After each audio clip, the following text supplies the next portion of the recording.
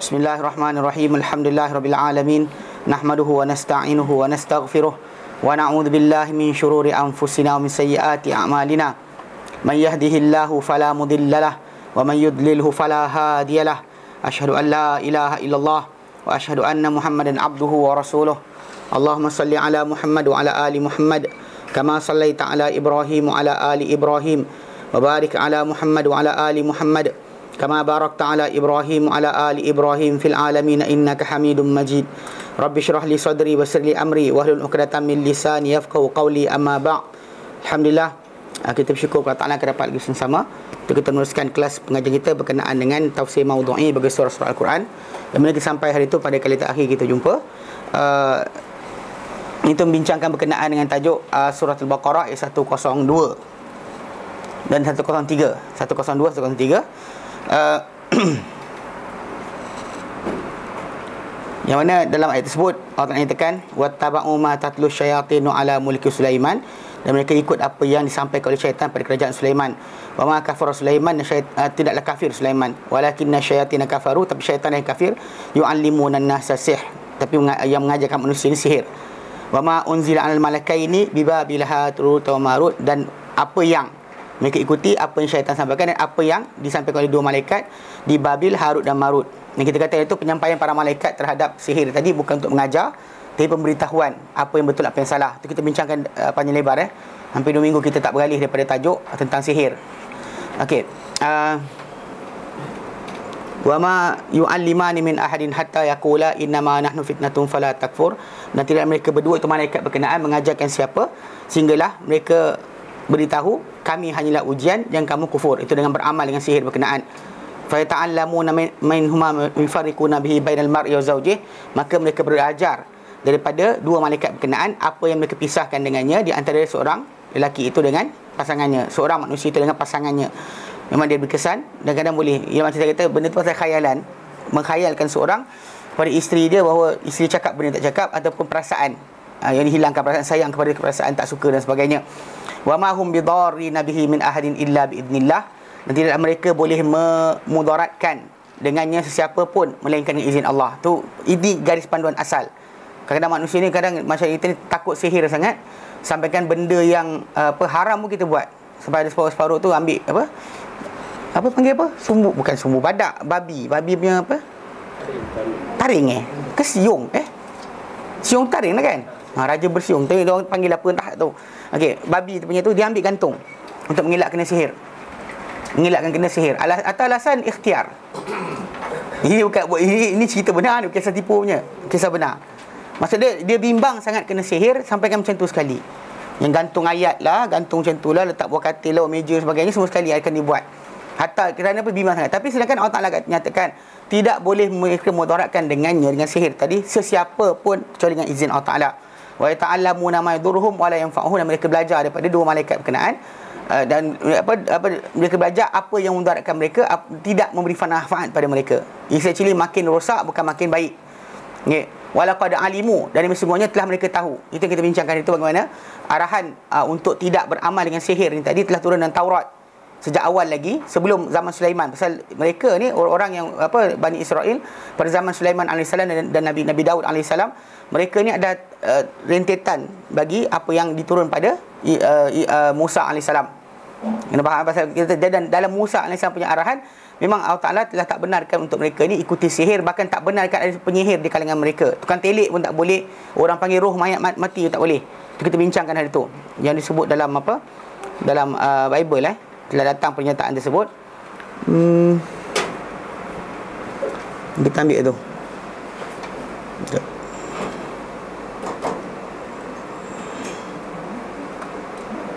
Okey. Yang hari tu kita ambil tu, dia kata dalam Deuteronomy perenggan ke-18. Dia kata apabila engkau sudah masuk negeri, dia kata yang diberikan kepadamu oleh Tuhan mu Allah, dia kata Allahmu, janganlah engkau belajar untuk berlaku sesuai dengan kekejian bangsa-bangsa tersebut, jangan jadi macam bangsa tersebut. Di antara kamu janganlah dapati seorang pun yang mempersembahkan anak lelaki atau perempuan sebagai korban dalam api, atau orang yang menjadi tenung nasib, kan, apa nasib orang, apa barang hilang sebagainya, atau peramal, atau penelahan, atau penyihir, atau pementera, ataupun seorang yang bertanya pada arwah atau roh peramal, atau minta petunjuk daripada orang mati. Ini syariat. sebenarnya syariat. Dan kita sekarang kita tengok orang dia main kan, spirit of the coin dan sebagainya, benda tu ikut dari Taurat dan Injil haram. Haram. Dalam Islam kita kata awal-awal kita dah sekat, tapi dalam agama mereka haram. Haram. Dalam mana Deuteronomy kan, kita kata antara buku yang dikatakan ditulis oleh Musa alaihissalam, ikut inverted comma, sebab dalam buku tu kita tak terima daripada Musa, tapi kesan-kesan tu ada lagi. Ajaran tu tertinggal, masih lagi ada. So, jadi mereka dia tak benar. Dan mereka belajar walaupun alimu, dan mereka telah tahu. La man ishtarahu, barang siapa yang mengambil ataupun menjual diri dia untuk dapatkan sihir tadi, ma lahu fil akhirati min khalaq, tidak untuk mereka ni sebarang habuan pada hari kiamat nanti. Wala bi sama syarau bihi anfusahum, dan benar-benar itu adalah sebab buruk apa mereka beli dengannya diri mereka. Lau kanu ya'lamun, kalau mereka mengetahui. Allah Ta'ala datangkan lepas ayat tersebut, walau annahum amanu wattaqau, dan kalau mereka ni beriman dan bertakwa, lamathubatun min indillahi khair, pasti balasan daripada Allah Ta'ala benar-benar lebih baik. Lau kanu ya'lamun, kalau mereka mengetahui. Baik, hari ni kita sambung ayat berikutnya. Ramadan ramai, dia hari lain hilang. Okey, tak. Okey. 103 insya-Allah, 104 insya-Allah hari ni. Al-Baqarah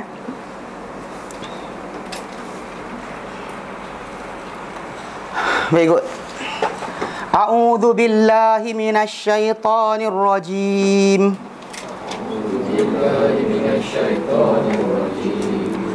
Ya ayyuhalladzina amanu la taqulu ra'ina.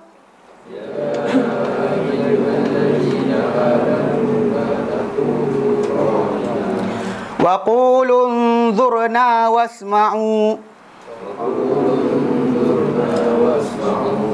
walil kafirina adzabun alim.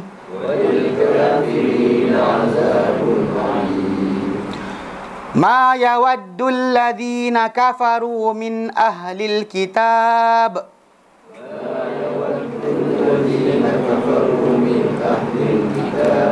walal musyrikin ay yunazzala alaikum min khairim min rabbikum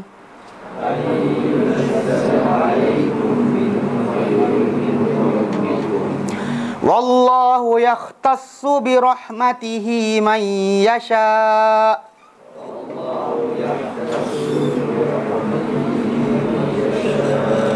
Wallahu dzul fadlil azim. Wallahu dzul fadlil azim. Okey, dua ayat. Kita ambil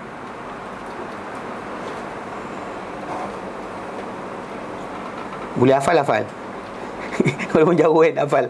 Baik, sebenarnya kalau ikutkan week per week base, sebenarnya 2 ayat 3 ayat boleh je dapat kan. Tapi yalah, baru nak mula takut tak sempat.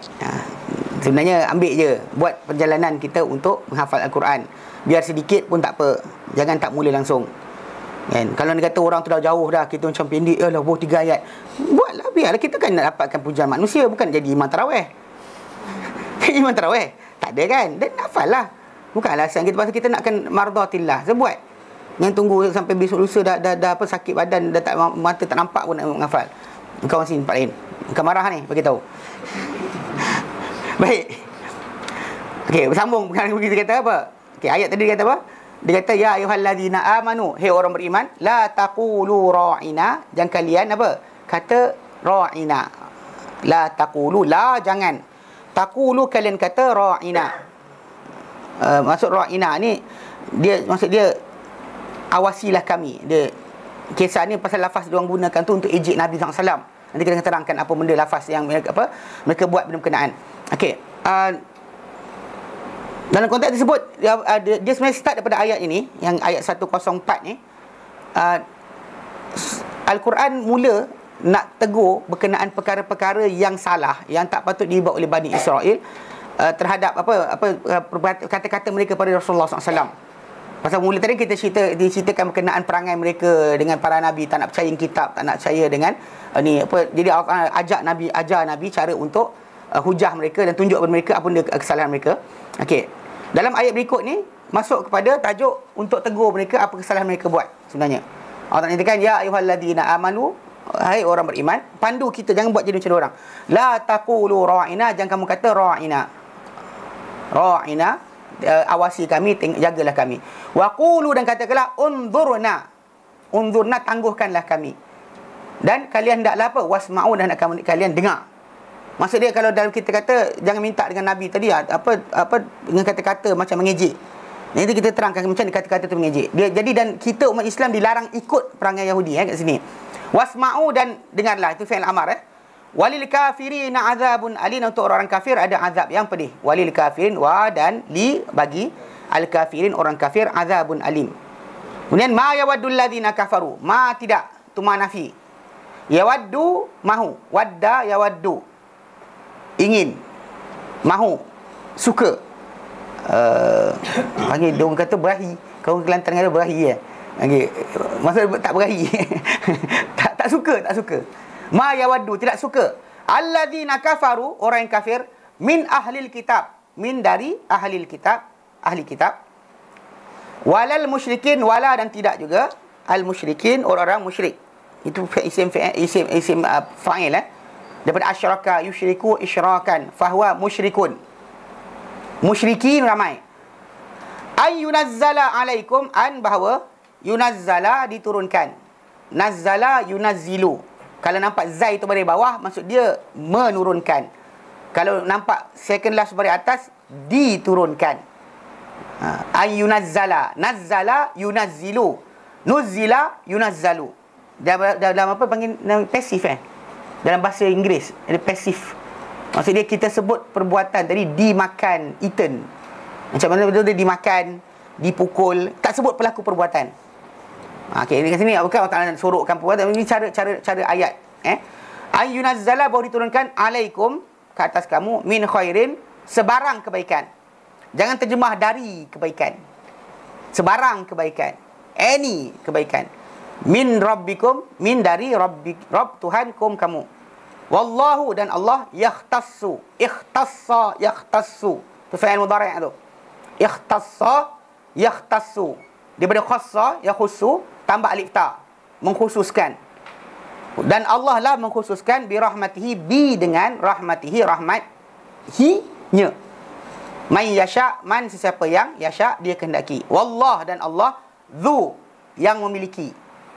Macam Zulkifli yang memiliki apa itu Zulkifl, Zulqarnain yang memiliki dua tanduk. Zulfadli memiliki kelebihan.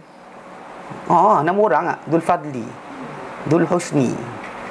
Zul okey, Zul okey, Zu. Tapi kalau pergi ke Sudan orang panggil Zul juga. Ya Zul kan, dia panggil orang orang lelaki kita panggil ya, ada kata ya rajul wallahu alam, tapi entah campur Afrika sikit tak tahu. Tapi dia suka panggil ya Zul. Dia panggil orang ya Zul, pada perempuan tak? Pada lelaki je digunakan lafaz ya Zul. Kalau kita ya akhi kan, dia ya Zul. Mungkin agaknya dekat Padang Pasir kuat sikit suara bunyi tu. Wallahu alam.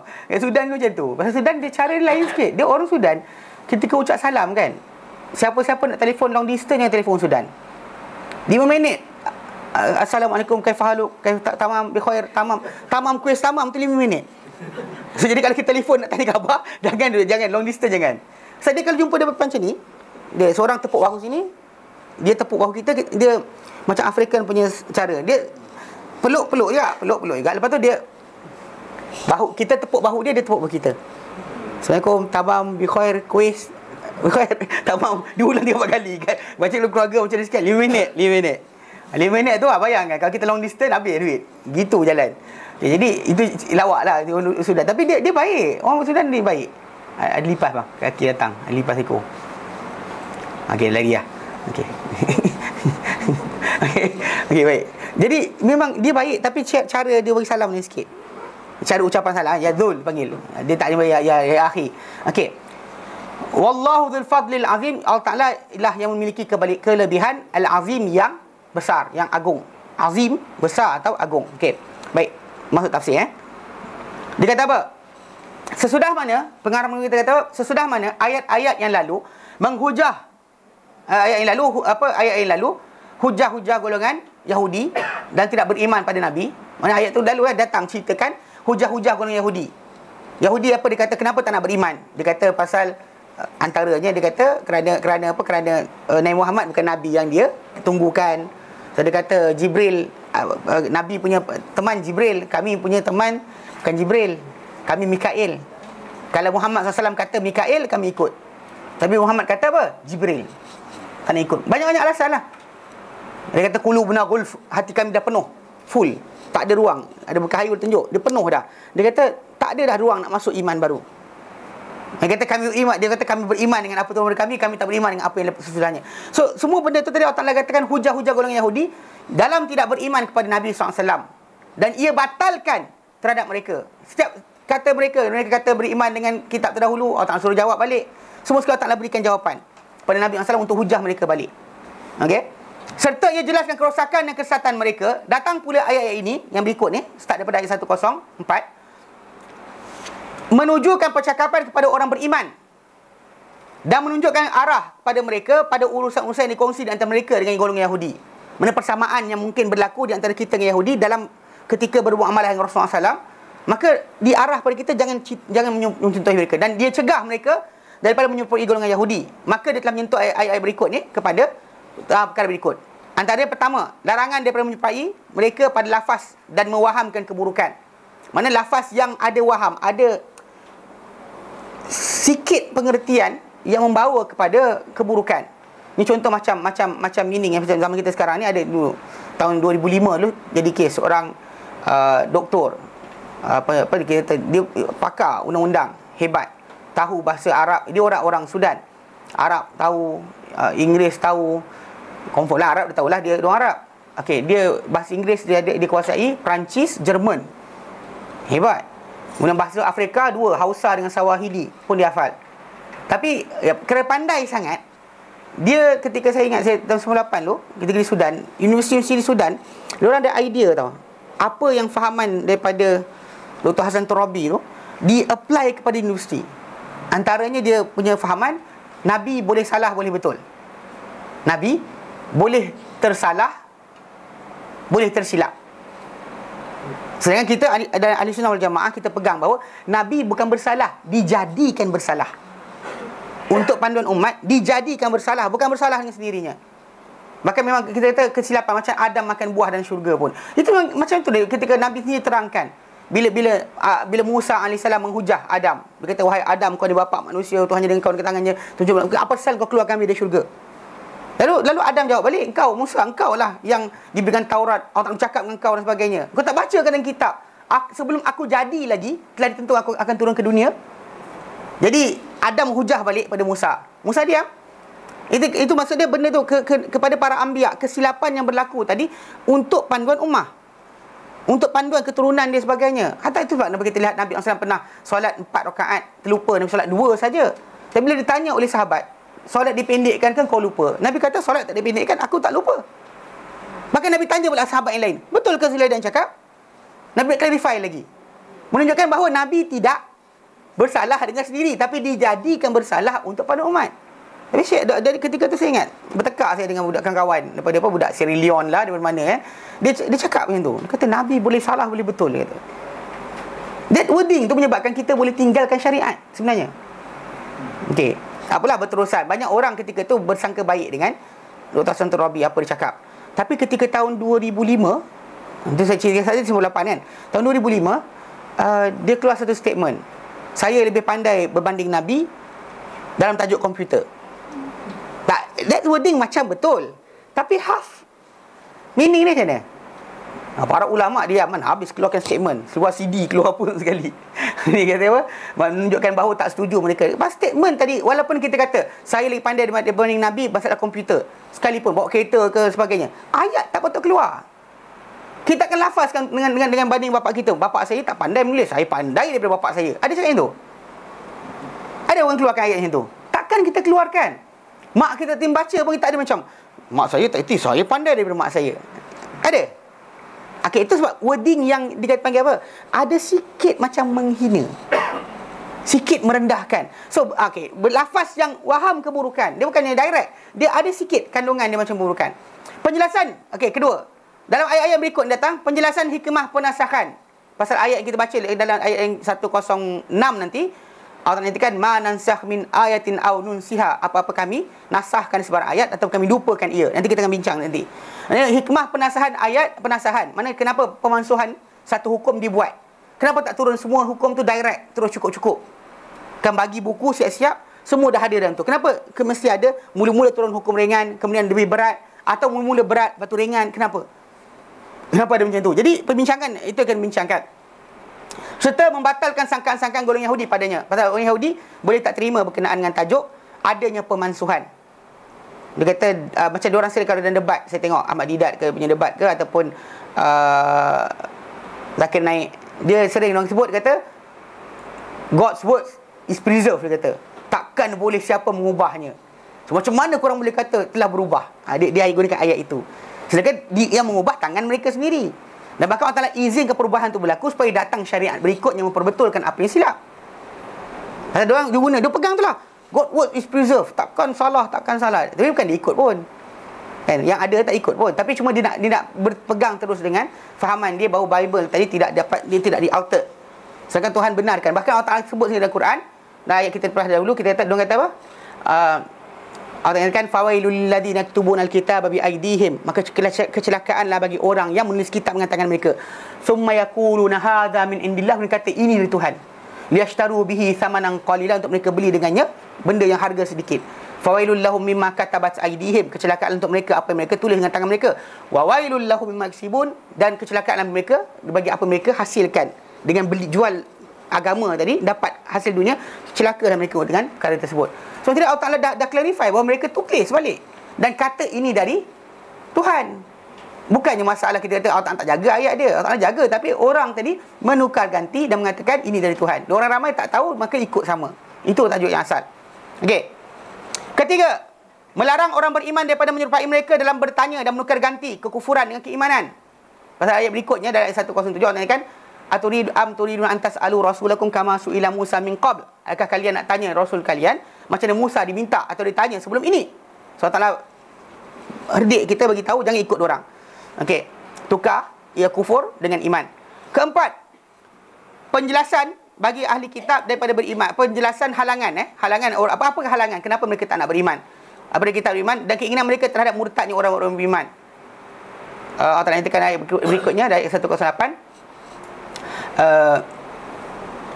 Wadda kathir min ahli kitab law yaruddunakum min ba'di imanikum kuffara. Wadda kathir min ahli kitab, inginkan orang kafir kan ahli kitab ni, law yaruddunakum min ba'di imanikum, kalau boleh mereka nak kembalikan kamu selepas kufurnya, selepas iman kamu ni, kuffara. Kenapa? Hasad yang ada dalam hati mereka. Mereka tak nak supaya orang beriman tu terus beriman. Macam sekarang ni kita lihat umat Islam sibuk berkenaan dengan masalah aurat, sibuk berkenaan masalah arak. Semalam kemarin keluar statement daripada Menteri Dalam Negeri, daripada tahun 2010 sampai sekarang 618 kemalangan yang membunuh berlaku sebab mabuk, driver mabuk. Kan 618 13 tak pasal Kementerian Dalam Negeri sebut. Tapi lah halangan. Kita kata benda tadi bukan elok pun, tak ada eloknya mabuk pun. Tapi macam bila kita kata haramkan arak, apa salah haram kan? Tak, kita sebenarnya benda tadi untuk kebaikan keburukan. Benda Islam suruh tutup aurat. Benda tadi bukan keburukan, kebaikan. Bahkan dalam saya tengok dari YouTube ada yang orang perempuan tadi buat dia jalan pakai kamera kan. First time dia jalan pakai baju yang mendedahkan diri. Semua semua orang datang kacau dia. Apa kau baik ada dekat sini US. Dia buat. Second time dia lintas pakai tudung. Tak ada seorang kacau dia. Tak, benda tadi kita bukan masalah kita merendahkan wanita. Itu untuk penjagaan diri mereka. Kalau mereka boleh gaduh sendiri, tak apa, tak ada hal. Kamu perempuan kan, tak ada, kami nak pakai dedah, kami boleh tahan diri sendiri, tak apa. Tapi masalah bila kena tangkap dengan orang, kena ni kata tak ada siapa lindungi pula. Dia dua part, bukan satu part saja. Mana kalau dia kata orang lelaki, macam kita polis dan sebagainya, bekerja untuk menjaga wanita. Tapi wanita pun kena jaga juga diri dia. Jangan buat benda yang menyebabkan perkara tersebut berlaku. Contoh macam kita ada polis untuk jaga berkenaan masalah jenayah. Tapi kita pun kena pandai jugalah. Janganlah tak pandai bila orang kata, "Bak sini, IC encik. Bak sini, minta semua sekali. Kad, apa nombor kad ni? Bagi. Saya polis." Takkanlah Kena pandai lah juga. Orang telefon tanya, apakah nombor akaun cik? Bagi. Kan kita kata benda tadi memang tu. Lepas tu kata salahkan polis tak jaga. Polis tak tangkap diorang. Nak macam mana kan? Kita kata benda tadi half daripada kita, half daripada pihak berkuasa. Tak ada kita dah dua-dua sekali semua nak jaga je. Siapa yang anak polis tahulah cerita kan. Kesian bapak dia. Siapa anak polis kan? Tahu ceritalah. Yang bapak dia kena keluar, dia hilang dekat rumah nak kena jaga berkawal. Tak kerja lain. Kalau dapat gaji mahal macam menteri tak boleh tak? Okey. Salah betul lah kan? Gaji ciput. Polis tahu lah. Gaji ciput je. Baik. Jadi maksudnya kalau kita kata dari segi itu penjelasan, mereka nakkan murtadnya orang beriman. Mereka nakkan kalau dia orang beriman murtad. Jadi macam mereka. Mana bogel macam mereka. Tak jaga anak macam mereka. Nak macam tu. Datang kacau. Sedangkan kita lihat macam sekarang ni di US sendiri. Gaji wanita tak sama dengan gaji lelaki tau. Kelulusan sama, jawatan sama, perempuan gaji rendah dari lelaki. Siapa tahu benda ni? Tak ada orang tahu kan? Di US sekarang ni macam ni. Dulu dari zaman Kennedy lagi ada tantangan untuk menyamakan gaji lelaki dengan wanita. Sampai sekarang tak boleh. Tapi dia datang negara umat Islam, suruh umat Islam lepaskan anak perempuan. Dia tak settle lagi, dia sibuk datang kat sini.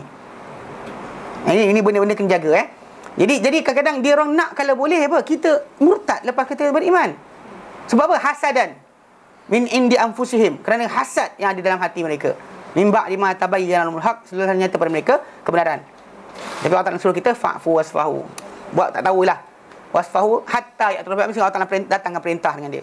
Itu untuk berjihad dan sebagainya, baru kamu gunakan. Kalau tak lain-lain buat tak tahu je apa dia cakap. Okey. Kemudian yang kelima, membatalkan dakwaan mereka bahawa syurga itu untuk mereka, tidak untuk manusia yang lain. Pasal ada ayat berkenaan mereka kata wa qalu lan yadkhulal jannata illa man kana hudan aw nasara. Dan mereka berkata takkan masuk syurga kecuali orang yang Yahudi atau Nasrani. Okey, mana orang lain tak ada. Allah kata tilka amani, itu angan-angan mereka. Qul hatu burhanakum, kata datang bawa sini bukti kamu. Kalau kita minta dengan orang daripada kitab Bible sendiri tak ada.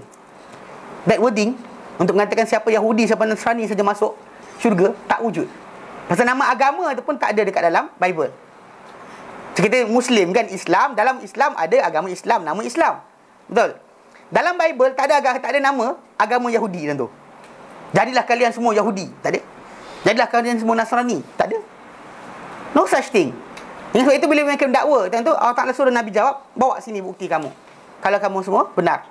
Kemudian pembatalan dakwaan Yahudi Nasrani bahawa setiap mereka adalah di atas kesesatan.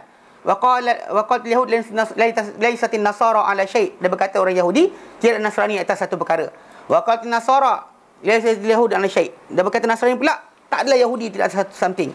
Dia nothing, dia kata. Wahum yatluna kitab, sedangkan mereka membaca kitab. So Allah Ta'ala terangkan pembatalan kata-kata satu sama lain. Dua-dua dapat agama daripada Tuhan, tapi dua-dua tak beramal dengan arahan Tuhan.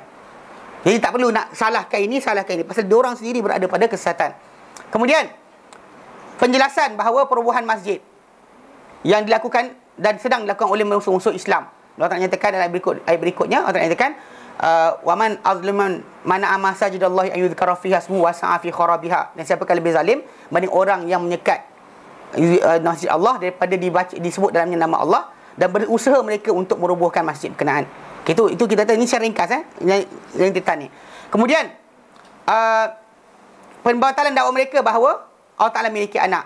Wa qalu ittakhadhar rahmanu walada. Allah Ta'ala batalkan. Lepas tu, dan kemudian larangan diikuti keinginan mereka. Okey. Dan juga yang terakhir, kembalinya ayat-ayat berkenaan mengingatkan tentang nikmat-nikmat Allah Ta'ala dan menjelaskan bahawa mereka pada kiamat ini tak bermanfaat melainkan amal yang soleh. Pada ayat yang berikutnya akhir nanti kita akan baca, datang dengan lafaz ya bani Israil adhkuru ni'mati allati an'amtu alaikum wa anni faddaltukum 'alal alamin. Itu ayat yang ke-122. 122. Itu pengakhiran kisah mereka dengan Muhammad SAW. Baik, sekarang kita masuk perincian pada yang kita bincangkan tadi, baru ambil dua ayat je. Ayat 104, 105. Yang Allah nyatakan ya ayyuhalladzina amanu la taqulu ra'ina. Baik. Dan sekarang kepada perincian ayat-ayat ini. Baik. Pertama, menunjukkan ayat yang mulia ucapan kepada orang beriman, dan ia melarang mereka daripada menyamai Yahudi, dan itu adalah pada kata-kata mereka kepada Nabi SAW, ra'ina. Dan ia kalimah ra'ina di sisi Yahudi ini makna dia buruk. Kalau ikut bahasa Arab, bunyi dia macam awasilah kami. Pasal ra'a yar'i ra'yan fahuwa ra'in. Macam Nabi kata kullukum ra'in, kamu semua adalah pengembala. Wa kullukum mas'ulun an ra'iyatihi, dan semua kamu akan dipersoal dengan tentang gembalaannya. The word ra'a yar'i maksud dia awas, pengawas ataupun penjaga. Okay. Tapi ketika dia orang lafazkan kata tersebut dalam bahasa Yahudi maksud lain. Diorang ada root word yang hampir sama, macam salam, shalom kan. Diorang ada salam, shalom, tapi ada kalimah lain tak sama. Meaning pada mereka adalah buruk. Wording tu macam mengejek kepada Nabi SAW. Jadi dia kata ra'ina. Kalau ikut terjemah bahasa Arab, macam bunyi ra'ina, awasilah kami, jagalah kami. Tapi diorang bukan nak maksud tersebut. Macam diorang bagi salam pada Nabi kan, dia kata assalamualaikum kan. Bunyi macam assalamualaikum kan dia. Kita sebenarnya bukannya salam. Assalamualaikum, kematian ke atas engkau. Nabi kata wa'alaik. Kan Aisyah radhiyallahu anha dengar, Aisyah jawab, ke atas engkau laknat, kematian dan sebagainya, wahai anak kera dan babi. Dia cakap itu direct. Nabi kata dengan Aisyah, jangan cakap. Waktu Aisyah kata, Rasulullah, aku tak dengar dia cakap apa. Nabi kata, kau tak dengar aku jawab apa? Kau tak dengar aku jawab apa? Kan, akan dimakbulkan untuk kita, tidak makbulkan di atas. Doa kita kata mereka akan dimakbulkan, doa mereka kata kita akan dimakbulkan. Dan semua Aisyah kata kepada Nabi, Nabi kata kepada Aisyah lepas tu, Nabi kata, innallaha la yuhibbul fuhsya wa tafahush. Allah tak suka kata-kata keji, perbuatan keji dan kata-kata keji. It's not supposed to. Walaupun memang valid, Aisyah marah tu valid. Dia dengar dia kata kan macam tu, Aisyah marah. Aisyah kata ke antara kau lah kematian, laknat sebagainya, wahai anak kera dan babi. Tapi Aisyah dah cakap macam tu, Nabi stop dia. Dia kata kau dah melampau, cukup. Waktu Aisyah nak pertahankan diri, Aisyah kata lah, kau tak dengar cakap apa. Nabi kata kau tak dengar aku jawab apa. Kan? Aku jawab dah kan. Jadi jadi Nabi kata Allah tak suka perkara keji dan kata perbuatan keji dan kata-kata keji.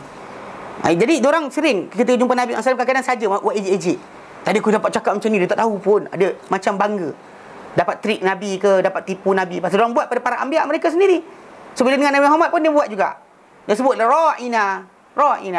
Yang makna buruk, dan ia dari makna sambil lewa atau kejahatan. Okay, ra'ina. Maksud dia maksudkan macam tu.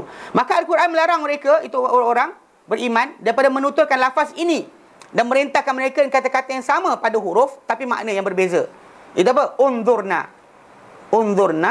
Boleh maksud macam apa? Unzurna dua meaning. Nazara dua meaning. Satu meaning maksud dia pandanglah kami.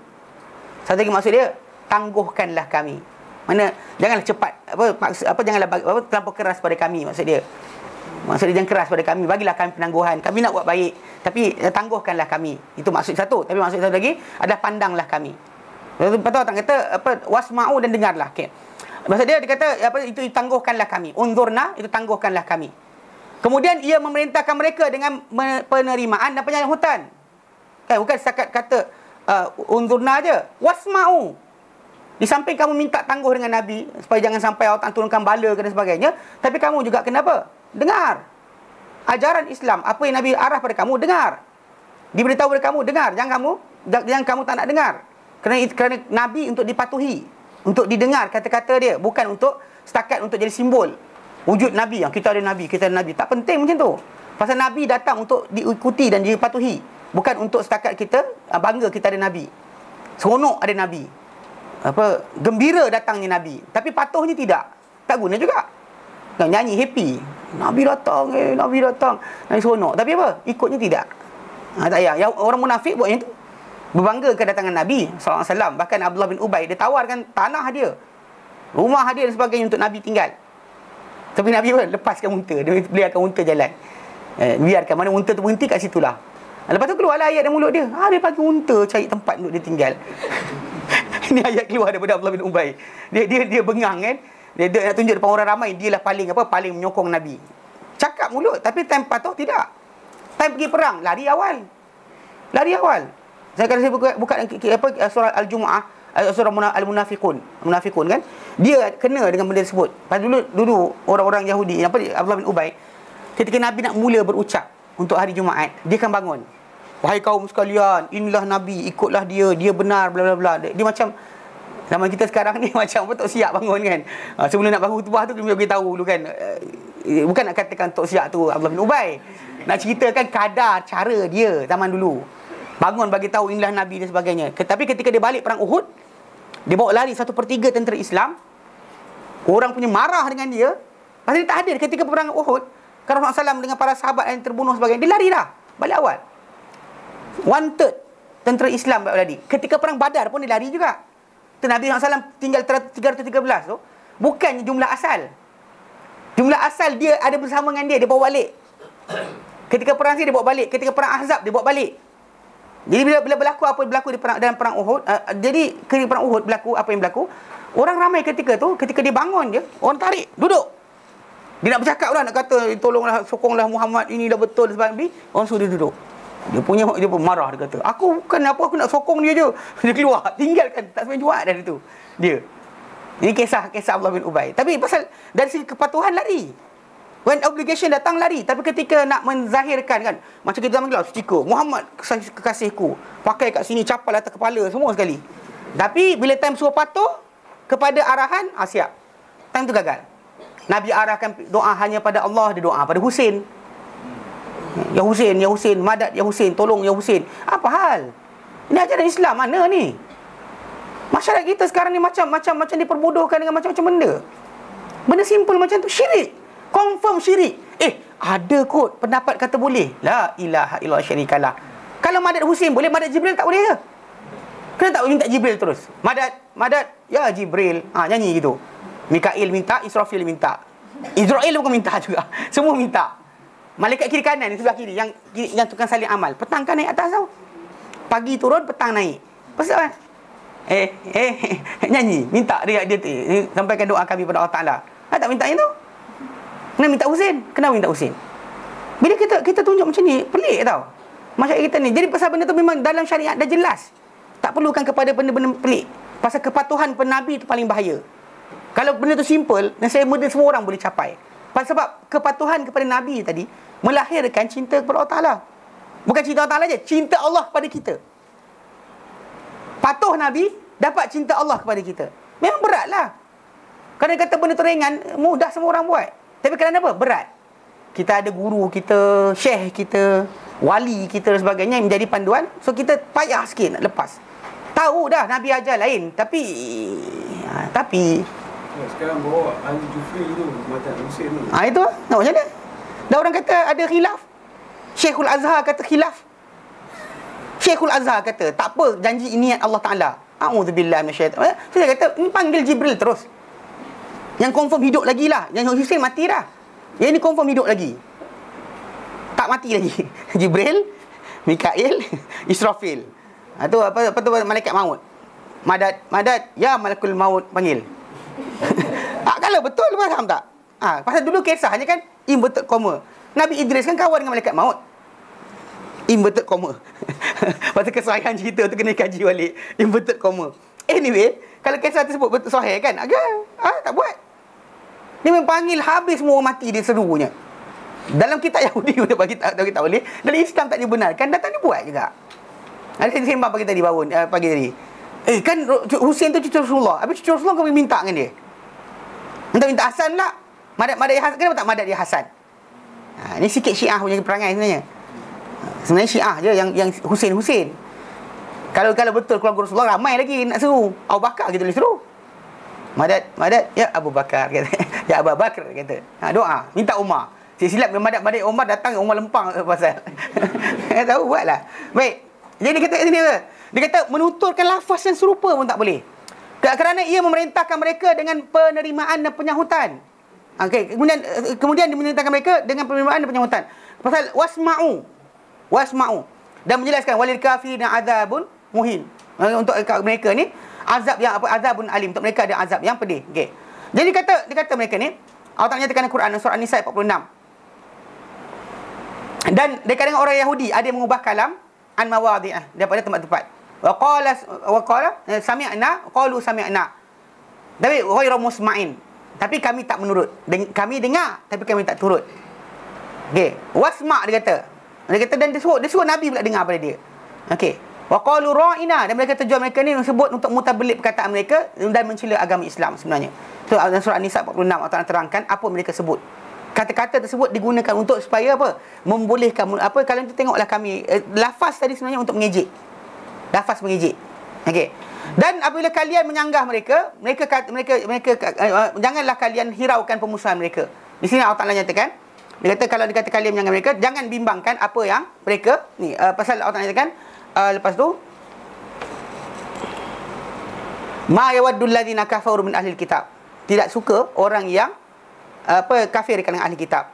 Walal musyrikin, orang musyrik. Ayunazzala alaikum min khairin min rabbikum, untuk turun bagi kamu dari Tuhan kamu sebarang kebaikan. Jadi kalau kamu sanggah mereka, jangan hirau mereka tak suka. Ni satu benda kadang-kadang dalam masyarakat kita ni, dia nakkan supaya orang kafir suka dengan kita. Dia bukan masalah kita buat jahat, kena berkeras apa buat benda bukan sepatutnya. Tapi memang kalau kita berpegang dengan syariat, confirm orang kafir tak suka. Contoh macam the idea of hanya Islam agama yang betul. Mana orang kafir mana yang suka ayat ni? Hanya Islam je betul. Sampai ada baru ni siapa hantar? Dia kata apa? Dia kata benda ni saya tak tahu siapa tulis, tapi tulisan ni kalau orang kafir biasa guna ayat ni. Tapi nak cakap diorang ni dapat mana, Allah alam. Dia cerita dia, okey. Dia kata ni, asal usul iblis syaitan holier than thou. Holier lebih suci banding kamu. Kan pasal dia tau THOU tu you, holier than you. Dia kata sebaik mana pun kita, sebanyak mana pun amalan kita, setinggi mana pun kedudukan kita, jangan sampai kita mempunyai walau sebesar zarah pun perasaan bahawa kita lebih baik dari orang lain. Ni benda ni kena ni sikit tau. Pasal dalam masalah kita beramal, memang betul kita kena faham bahawa kita dapat beramal hanya dengan ihsan Allah Ta'ala. Kita dapat hadir kelas, Allah Ta'ala beri taufik pada kita. Orang tak dapat hadir kelas bukan sebab dia malas saja. Allah Ta'ala tak beri taufik pada dia. Mana kita ditempatkan untuk kebenaran, orang tak dapat kebenaran. Maksud dia macam itulah lebih kurang. Mana kita tak boleh berbangga-bangga sangat. Okey. Dia kata apa? Dia kata syaitan. Dia kata okey. Hari ini ramai orang solat di masjid, membaca Quran, memberi sedekah, menunaikan solat sunat, menuntut ilmu. Tapi dalam masa yang sama terdetik dalam hati mereka bahawa dia lebih baik daripada sahabat-sahabat yang tidak melakukan apa yang dilakukan. Mana orang yang tak buat tu kurang baik, yang buat tu baik. Sebenarnya memang baiklah. Kalau orang yang bekerja, takkanlah Allah nyatakan afana ja'alil mujrimin kal mujrimin. Mana orang yang buat amal, adakah sama dengan orang tak buat amal? Tak kena kata sama aja. Yalah, dalam ayat ni kita kata untuk menjaga hati orang yang beramal, betul kita kena kata bahawa jangan sombong, betul. Jangan contoh macam dapat baca Quran. Saya dapat khatam Quran hari ni surah Al-Baqarah lepas 3 hari. Bangga.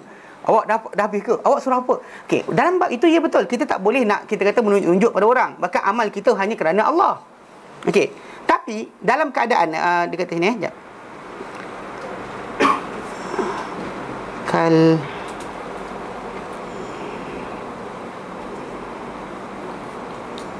Surah Al-Qalam ayat 35. Allah nyatakan afana ja'alil muslimin kal mujrimin. Adakah kami akan jadikan orang yang Islam sama seperti orang buat kesalahan? Dalam lingkungan muslim betul kita kata kita yang kawan kita tak dapat taufik untuk belajar, kita dapat taufik belajar, kita rasa kesian dengan dia, kesihan dengan dia. Tapi untuk mengatakan dia lagi baik daripada orang yang tidak beramal, dia lebih baik, dia tak beramal, yang ini beramal, dia lagi baik daripada orang yang tak beramal, masalah. Jangan kita macam tak buat amal dan kita macam condemn orang yang buat amal pula. Itu belum tentu ikhlas tu. Ayat tu keluar. Dia malas beramal ibadat. Tapi kita cari alasan untuk kata sebenarnya iblis tu datang dari situlah. Bangga sebab I'm holier than thou.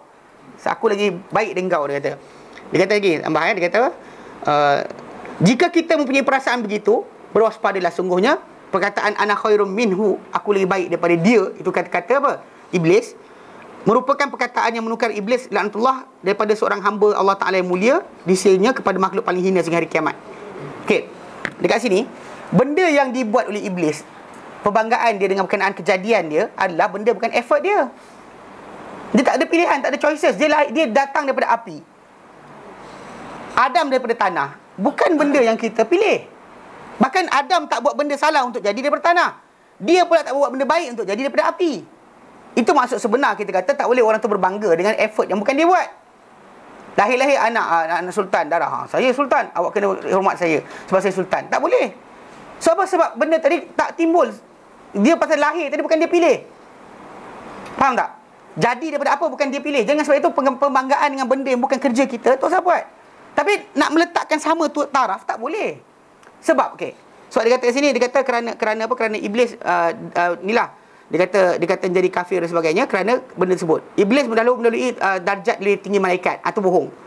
Dia kata malaikat, pasal malaikat lagi tinggi daripada iblis. Iblis ni diberikan peluang tinggal dengan para malaikat. Dan dia kata apa?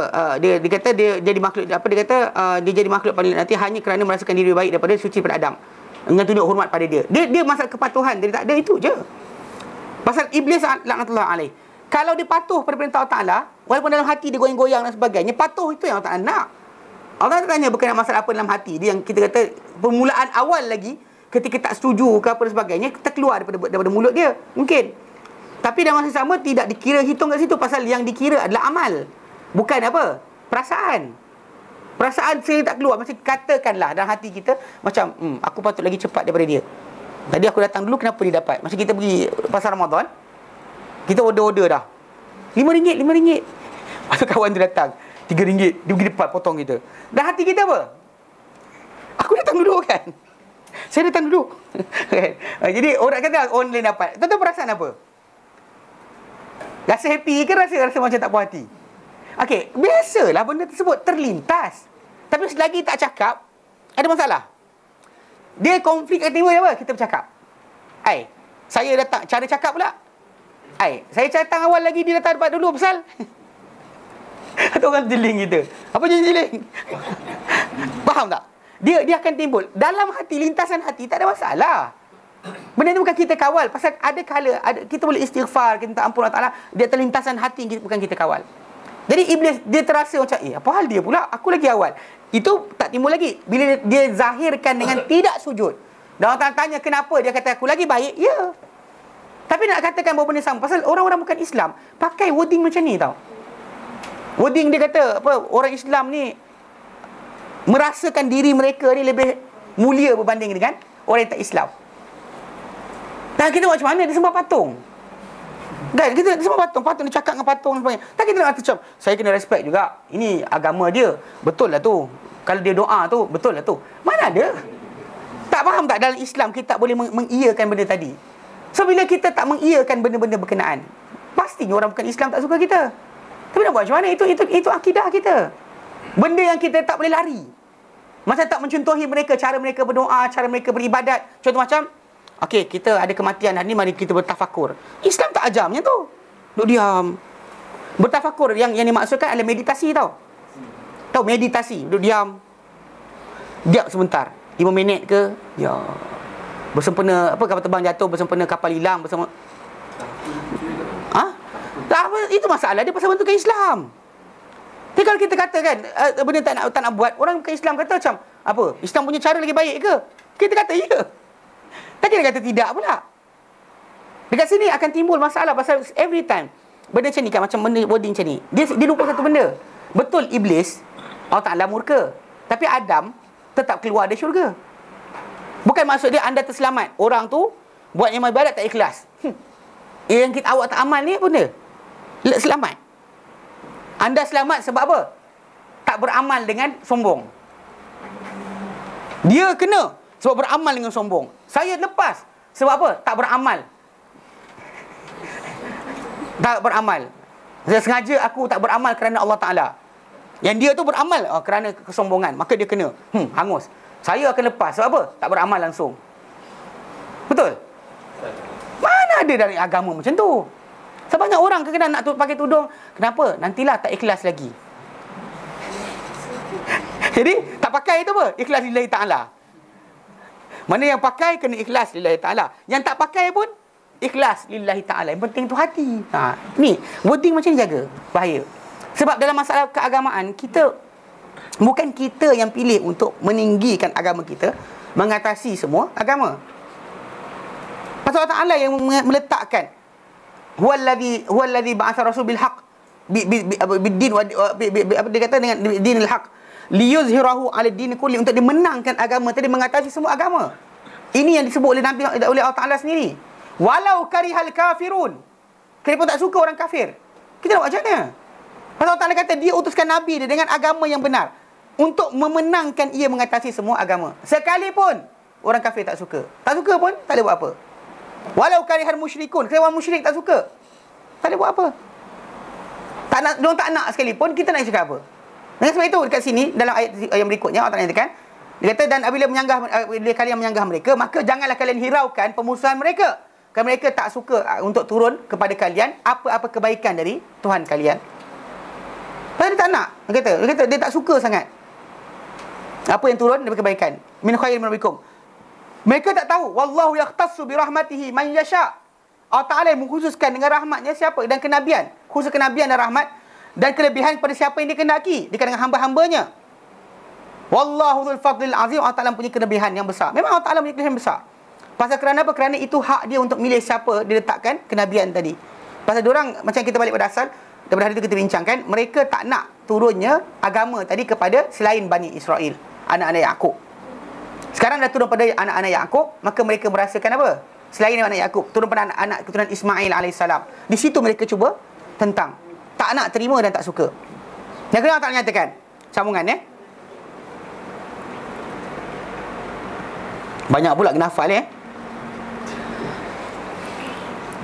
ikut.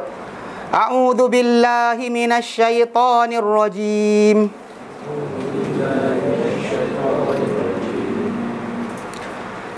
Ma nansakh min ayatin aw nunsiha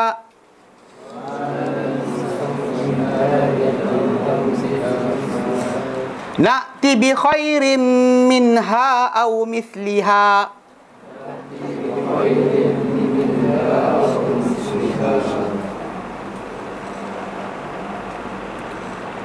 Alam ta'lam anna Allah ala kulli syai'in qadir.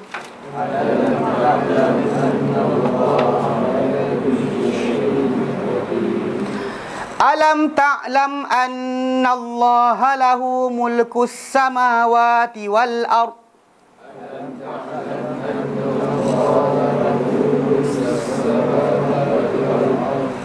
Wa ma lakum min dunillahi min waliyyin wala nasir.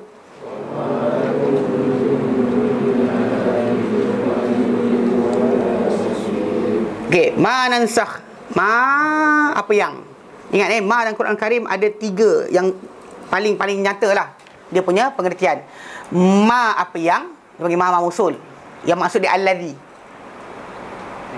Dan ini bukan kan? Ini saya nak terangkan makna. Dia 3 meaning. Ma ada 3 meaning. Ma panggil mausul. Kemudian ma ada ma soalan. Ma apa? Macam ma ismuka, ma ismuki dan sebagainya. Kemudian kita ada ma nafi. Ni yang sekarang kita pakai ni ma nafi. Ma nafi, ma tidak. Okey? Tidak. So jadi ada 3. So every time kita lihat dalam Quran Karim, ma nansakh, ma apa yang, ma apa yang atau ma tidak. Okey? Okey. Ma nansakh min ayatin. Ma apa yang lah ni? Okey. Nansakh, kami mansuhkan. Kami mansuhkan. Nansakh, kami mansuhkan. Tahu mansuh? Tahu mansuh? Batalkan. Batal. Maksudnya kita ada A, peraturan, lepas tu keluar ke B. Macam dulu jalan depan ni ada 2 lane, kemudian dibatalkan jadi 1 lane saja. Itu mansuh lah tu. Jangan orang tu datang, saya tak jalan juga. Tahun lepas saya datang, boleh jalan 2 arah, apa hal? Okey. Tak boleh, faham? Jadi mansuh min ayatin, dari sebarang ayat atau tanda. So, di sini bukan maksud sekat ayat sentence, ayat dengan maksud tanda. Au nunsiha, atau nunsiha. Ansa yunsi. Okay. Nasia yansa, lupa. Nasia yansa, lupa. Ansa yunsi, melupakan. Dalam bahasa Arab yang tambah huruf alif hamzah tu dia menjadikan me. Macam jalasa, duduk. Ajlasa, mendudukkan. Kharaja, keluar. Akhraja, mengeluarkan. Dakhala, masuk. Adkhala, memasukkan. Nasia, lupa. Ansa, melupakan, menjadikan seorang tu lupa. To make somebody forget. Dia bukan nasia Daripada ansa yunsi. Tu nunsi kami. Ansa yunsi. Nunsi kami nun. Au nunsiha atau kami lupakan ia. Na'ti ata ya'ti. Kami datangkan. Na'ti kami datangkan bi khairin. Bi dengan khairin lebih baik. Minha daripadanya. Daripada yang kami lupakan. Daripada tanda kami lupakan atau kami mansuhkan. Au misliha atau yang seumpamanya. Sama ada lebih baik atau sama level dengan yang telah ada. Alam ta'lam. Alam. Adakah tidak? Adakah tidak? Adakah lam tidak? Ta'lam engkau tahu. Adakah tidak engkau tahu? Annallaha ala kulli syai'in qadir. Annallah bahawa Allah ala kulli syai'in kat atas satu maha berkuasa. Ini kita terang kenapa dia cakap terang kuasa pada masalah pemansuhan ayat. Alam ta'lam. Adakah tidak engkau tahu? Annallah bahawa Allah lahu mulkus samawati wal ard, miliknya. Lahu miliknya. Dia bayangkan untuknya, baginya. Macam alhamdulillah kan kita terang kali. Dia lillah tu bukan maksud dia milik Allah. Bukan untuk Allah. Bagi Allah, milik Allah. Kita nak bagi pun milik Allah Taala juga. Pujian tadi segala puji milik Allah. Dia macam possession. Dia lam ni dengan maksud possession. Selain daripada maksud untuk atau bagi, dia juga maksud possession. Contoh macam li qalamun. If I say li qalamun, maksud dia I have a pen. Tak? Li baitun, I have a house. Li itu maksud dia I have. Saya ada. Saya miliki. Jadi bila lahu macam tu juga. Bukan baginya. He have. He has ke have? Has. Okay. Dia ada. Bukan saya dah jawab bahasa Arab, bukan macam bahasa Inggeris. Okay. Tak salah lah kalau saya salah pun. Okay. We have. Maksud dia bila sebut lana. Lana kan dah kata lana madrasatun, kami ada sebuah sekolah. Jadi the word lana tadi boleh maksud untuk, tapi lana kalau kita buat macam tu ayat dia akan jadi apa? Milik. Jadi alam ta'lam, adakah kau tak tahu? Adakah tidak engkau tahu? Annallah bahawa Allah lahu miliknya mulkus samawati, mulk kerajaan, kekuasaan kerajaan, as-samawat seluruh langit, wal ard dan juga bumi, wa malakum dan tiada bagi kamu. Ini bagi pula. Bukan tiada milik kamu pula. Ni lakum ni kat sini untuk kamu. Okey, tidak ada untuk kamu. Min dunillah, selain dari Allah. Selain dari Allah. Jangan dari selain Allah. Selain dari Allah. Sering orang terjemah dia akan salah. Dia dari selain Allah. Dari selain Allah. Tak faham. Selain dari Allah. Faham? Okey. Min waliyin. Tadi saya buat tadi. Min khairin, sebarang. Waliyin, pelindung. Wala nasir, tidak juga pembantu atau penolong. Okey, baik, kita baca sekarang pada tafsir dia.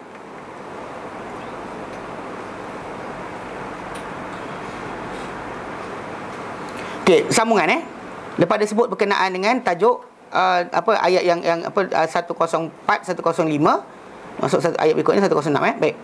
Dia kata, dan apabila golongan Yahudi, apabila berkata orang Yahudi pada urusan nasakh, orang Yahudi dia tak terima. Dia kata kerana mereka mengingkari berlakunya nasakh di antara syariat. Diorang tak boleh terima. Maksud datang syariat, batalkan syariat. Dia tak boleh pakai. Macam mana boleh? Hari tu cakap macam ni, dia macam dia tak boleh terima. Dia tak boleh terima. Macam ada separuh orang kan, kita berikan tajuk hukum. Dia kata kenapa sekejap Allah kata macam ni, sekejap Allah kata macam ni. Macam bab arak kan, kita tak pemerhatian pada tajuk arak. Arak permulaan Islam tidak diharamkan secara total. Bahkan diharamkan untuk limitation. Macam solat tak boleh, datang ke masjid tak boleh. Tapi minum lagi. Tapi pengakhiran dia dengan suruh jawab, masa dia ada 3 peringkat. Mula diorang tanya macam masalah khamr wal maisir. Mereka tanya kau Muhammad berkenaan arak dan judi. Allah Ta'ala suruh jawab, kul fihima ismun kabir. Pada dua-dua arak dan judi ni ada dosa besar. Dosa yang besar. Wa manafi'ul linnas, ada manfaat untuk manusia. Sebab arak untuk apa? Kan melupakan masalah. Yang pening kepala kan. Tapi masalah tak hilang pun lepas tu.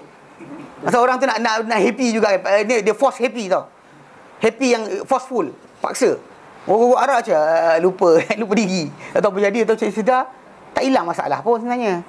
Kan? Okay. Jadi tapi kita arak dan kemudian judi apa? Manfaat dia. Kaya dengan segera. Kan? Dengan RM1 boleh dapat RM1 juta. Apa RM1 juta kan? Jadi kaya dengan segera. Itu lah dia kata manfaat linnas. So, jadi ketika itu macam macam mengiktiraf ada faedah. Lepas tu datang berkenaan tajuk masalah apa? Solat. Ada kata yang solat dulu awal. La taqrabus solat atau antum sukara. Yang kamu dekati solat maksud masjid. Hatta perbuatan ibadat solat tu pun jangan dekati. Hatta ta'lamu takun sehingga kamu tahu apa kamu cakap.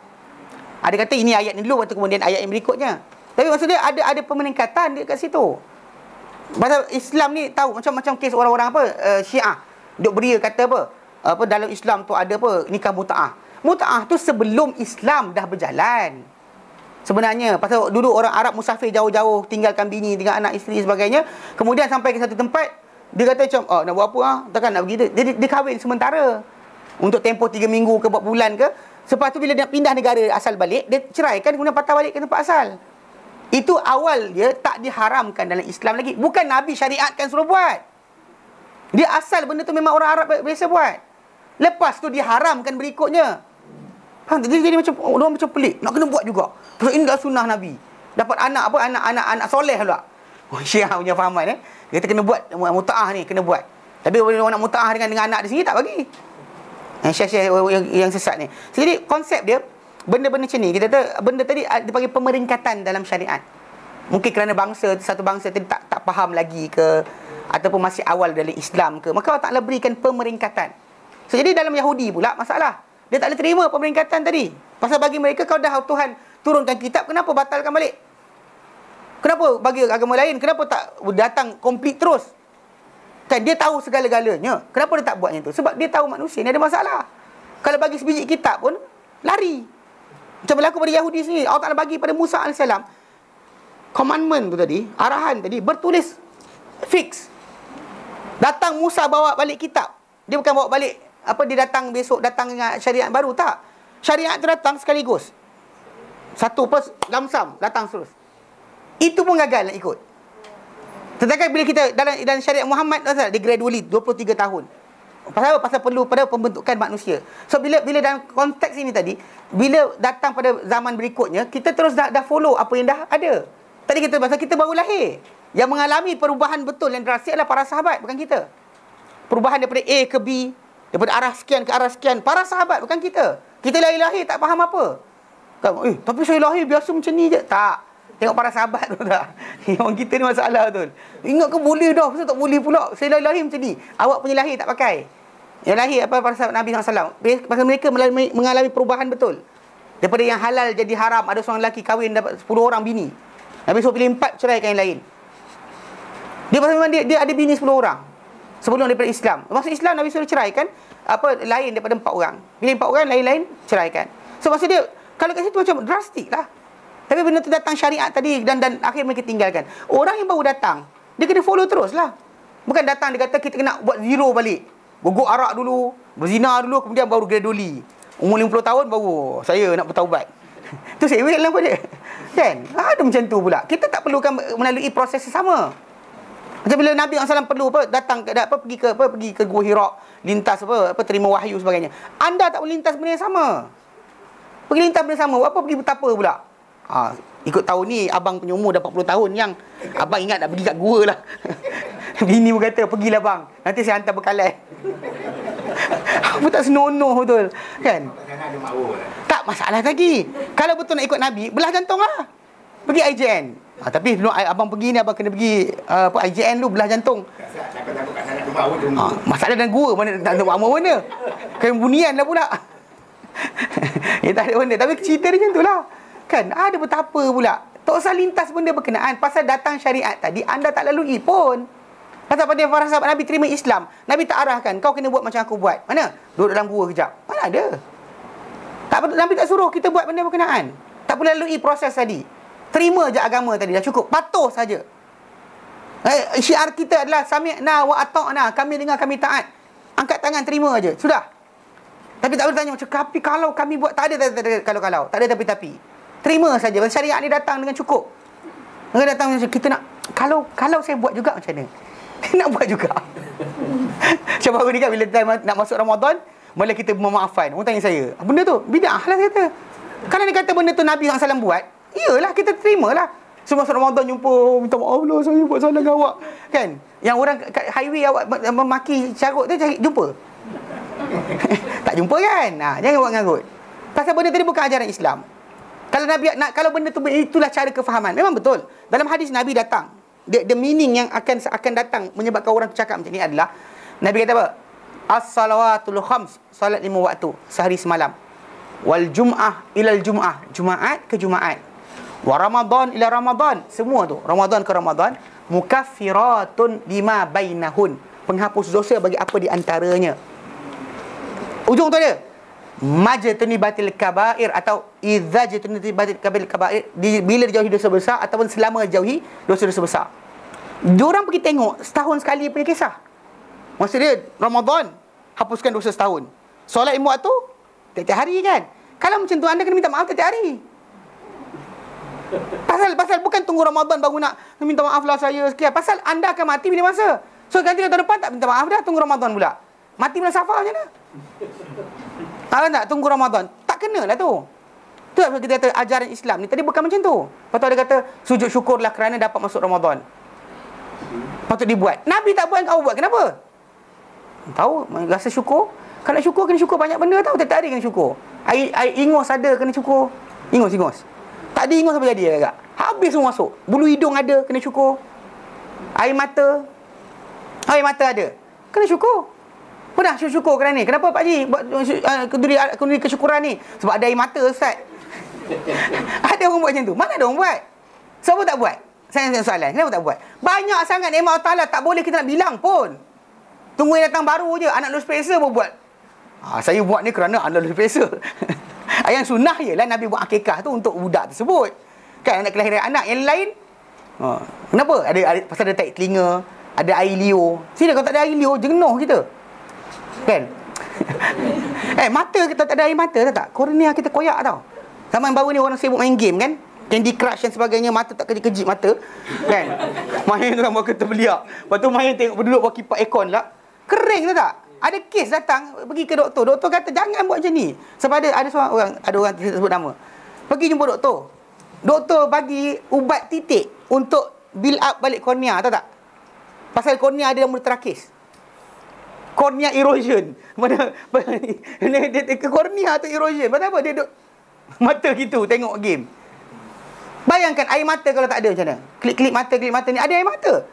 Mana untuk basahkan. Nak kena syukur tu. Banyak benda tak syukur lagi ni.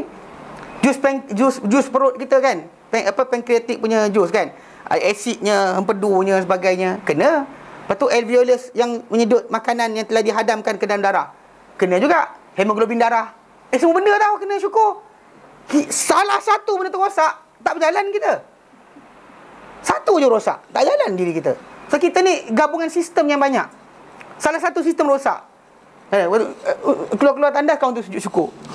Kenapa? Dapat buang air yang baik. Tak gila nama dia. Cuma masalah tu lah diorang ni. Suka sangat benda kemukan. So dalam Islam kita benda tadi bukan cara dia. Sebab kenapa? Sebab dalam Islam ni kepatuhan dan tunduk. Walaupun kita kata apa Rasulullah dengan para sahabat lalu, itu apa untuk panduan kita. Tapi kita dah lepaskan ni, syariat datang cukup sempurna. Tapi sebelum Islam datang, syariat yang sebelum tadi dianggap telah lara. Putus. Jadi mereka tak setuju. Dia kata apa? Allah menegakkan hikmah. Kenapa? Di sini Allah terangkan. Ma nansakh min ayatin aw nunsiha, apa yang kami mansuhkan dari sebarang ayat atau kami lupakan. Allah terangkan.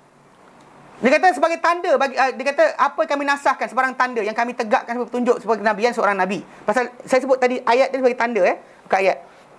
Sebab contoh mukjizat Musa, bila Musa AS lepas dia nabi, kan lepas nabi berikut datang kan mukjizat lain. Dia tak datang mukjizat yang sama. Isa datang mukjizat lain. So Muhammad datang mukjizat lain. Diorang kadang-kadang nakkan benda sama macam Musa buat. Baru kami ikut. Ni alasan diorang lah. Kenapa pula tak ni? Kenapa tak bagi tanda yang sama? Macam kad kuasa polis kan serupa.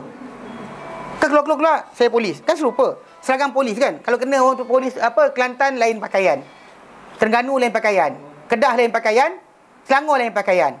Agak-agak tuan-tuan boleh mudah ke hidup. Pasal bila tuan-tuan keluar kan, kena tahan dengan polis. Rupa polis dia apa? Ini Kedah ke Perlis ni? Polis Kedah ke Perlis. Pasal dalam konteks konteks kita panggil apa? cara ataupun kita panggil apa? Silap dalam kelas. Okey, siapa jangan buat lagi. Pak cik orang tua kita iyakan. Okey. Okay, jadi cerita dia sini. Mana kita kata kalau tanda berlainan kan ada alasan manusia tak nak ikut. Saya ingatkan dia polis kawasan ni, rupanya bukan. Macam mana? So, jadi Nabi, para anbiya, memang Allah Ta'ala berikan tanda mereka berbeza-beza. Bahkan tanda yang terbesar daripada para anbiya dari Allah Ta'ala adalah syariat itu. Selain daripada mukjizat dia tunjukkan, aku utusan Tuhan, yang menunjukkan dia utusan Tuhan yang sebenar adalah ajaran agama itu. Nampak tak? Dia universally sama. Tapi dalam masalah cara pelaksanaan hukum, macam orang yang berzina, apa dibuat, orang yang sekian apa dibuat, semua akan datang berbeza-beza.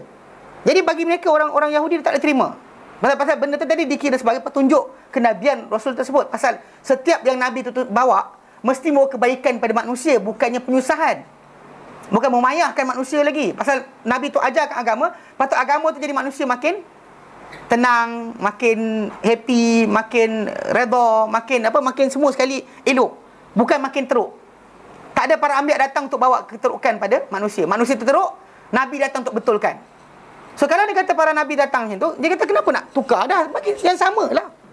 Kan Musa punya tanda bagi pada Isa. Kenapa nak kena ada potong? Bahkan orang Yahudi masalah sikit. Dia tak terima Isa sebagai utusan Tuhan. Dia cuba bunuh Isa AS. Bahkan daripada rentetan sejarah, selain lepas Musa AS, semua para anbiya mereka cuba dibunuh oleh mereka sendiri. Nabi Zakaria, Nabi Yahya, mereka buat perancangan, plot untuk kenakan para Nabi agar dibunuh. Ni cara mereka. Tu Allah Ta'ala kita bincang hari tu kan. Bila orang katakan, bila dia kata wa idza qila lahum aminu ma anzalallah, bila dia kata mereka beriman kepada Allah Ta'ala, qalu, mereka berkata nu'minu bima unzila alaina, kami beriman apa turun kepada kami, wa yakfuruna bima wara'ah. Dan mereka tak nak iman dengan apa selepas daripada itu. Wa huwal haqqu musaddiqan lima ma'ahum, sedangkan apa yang turun sebelum itu adalah pembenaran bagi apa yang terjadi dengan mereka. Lepas tu tak suruh Nabi jawab, qul, katakan Muhammad, falima taqtuluna anbiya Allah, kenapa kalian bunuh para nabi Allah? Kalau kamu beriman, kenapa bunuh para nabi Allah Ta'ala? Itu soalan yang tak tanya kan. Dekat sini timbul tajuk juga pasal diorang nak Musa aje. Apa Musa punya betul, lain punya kita try bunuh. Ini cara mereka. Okey, jadi dekat sini Allah Ta'ala peringatkan, dia kata apa? Iaitu kami hilangkan ia dan kami tinggalkan bantuan nabi yang lain dengannya. Mana bahkan tak dibantu nabi berikutnya dengan apa? Dengan tanda yang sama. Apa tanda Musa? Isa tak dapat. Apa tanda Sulaiman? Daud tak dapat. Macam tu tak? Daud punya Sulaiman tak dapat. Semua tadi macam kan Daud AS kan dia boleh lembutkan besi. Benda tu Sulaiman tak boleh buat. Faham tak? Burung dan juga pokok dan juga gunung berzikir bersama Daud, tapi tak bersama Sulaiman. Faham tak? Setiap nabi tadi ada dia punya tanda-tanda yang berbeza. So diorang tak puas hati, kenapa tak beri sama aja? Macam kad kuasa itulah saya kata. Polis kan bagi satu seragam je. Kan mudah. Kita tahu dia penguasa daripada kerajaan. Ini daripada Tuhan. Kenapa beza-beza? Okey. Dia kata apa? Dia kata yang kami tinggalkan bantuan nabi dengan benda tersebut, atau itu syariat itu sendiri atau kami lupakan ia, au nunsiha, kami lupakan ia terhadap manusia kerana tempoh panjangnya, tempoh dia pada siapa yang telah datang dengannya. Mana nabi yang datang tadi tempoh dia lama sangat dah tinggal. Maka kami lupakan manusia tentang kisah tersebut. Lupa orang ramai tentang kenabian itu punya kedudukan. Dia kata apa? Dia kata panjang, maka sungguhnya kami berhak. Pasal dia kata na'ti bi khairi minha au mithliha. Kami akan datangkan dengan sesuatu baik atau seumpama dengannya. Pasal apa? Dia kata kami berhak. Dia kata ujung tu alam ta'lam annallaha ala kulli syai'in qadir. Kamu tak tahu ke bahawa Allah Ta'ala ke atas itu maha berkuasa? Pasal kita boleh restrict diri kita dengan peraturan. Hari tu hukum macam ni, besok hukum macam ni. Allah Ta'ala tak terikat dengan kita. Dia nak ubah apa sekalipun tu hak dia. Daripada asalnya ke alam ni ada apa? Ada cuma makhluk daripada jin dan malaikat. Allah Ta'ala datangkan dengan makhluk lain yang menggantikan kedudukan jin. Maksudnya Allah Ta'ala datangkan suka hati dia lah. Malaikat datang yang bertugas untuk menyalin amal kita. Malaikat yang datang, kita macam contoh Baitul Izzah. Ini tempat di mana tawaf dengan para malaikat. Nabi kata 70,000 malaikat setiap hari masuk ke situ bertawaf dan keluar tak datang balik. 70,000 masuk, keluar tak datang balik dah. Berapa ramai agak? Every day. Banyak malaikat Allah Ta'ala suka hati dia dan tak banyak. Tapi nanti kalau banyak sangat macam mana? Itu jangan soal lah. Banyak orang kita dia suka mempersoal. Dia letakkan Allah Ta'ala label manusia. Kenapa dia buat macam ni? Kenapa dia tak sekian? You don't ask Allah Ta'ala. Hatta kalau dia jadikan manusia ni cacat, manusia ni sempurna, dia ada hikmah tersendiri yang dia tahu kenapa dia buat. Yang ini lahir anak yatim, yang ini lahir anak orang yang berada, yang ini lahir anak orang miskin. Semua sekali diberikan benda terpatut. Pasal dia adalah Tuhan segala-galanya. So, tak sepatutnya keluar daripada mulut manusia ni kata, kenapa Tuhan buat? Tak sepatutnya jadi macam tu. Sebab alam ta'lam annallaha ala kulli syai'in qadir. Kamu tak tahu ke bahawa Tuhan kamu ke atas yang satu maha berkuasa? Dia nak buat apa dia buat. Bukannya kita terikat dengan manusia ni punya kehendak.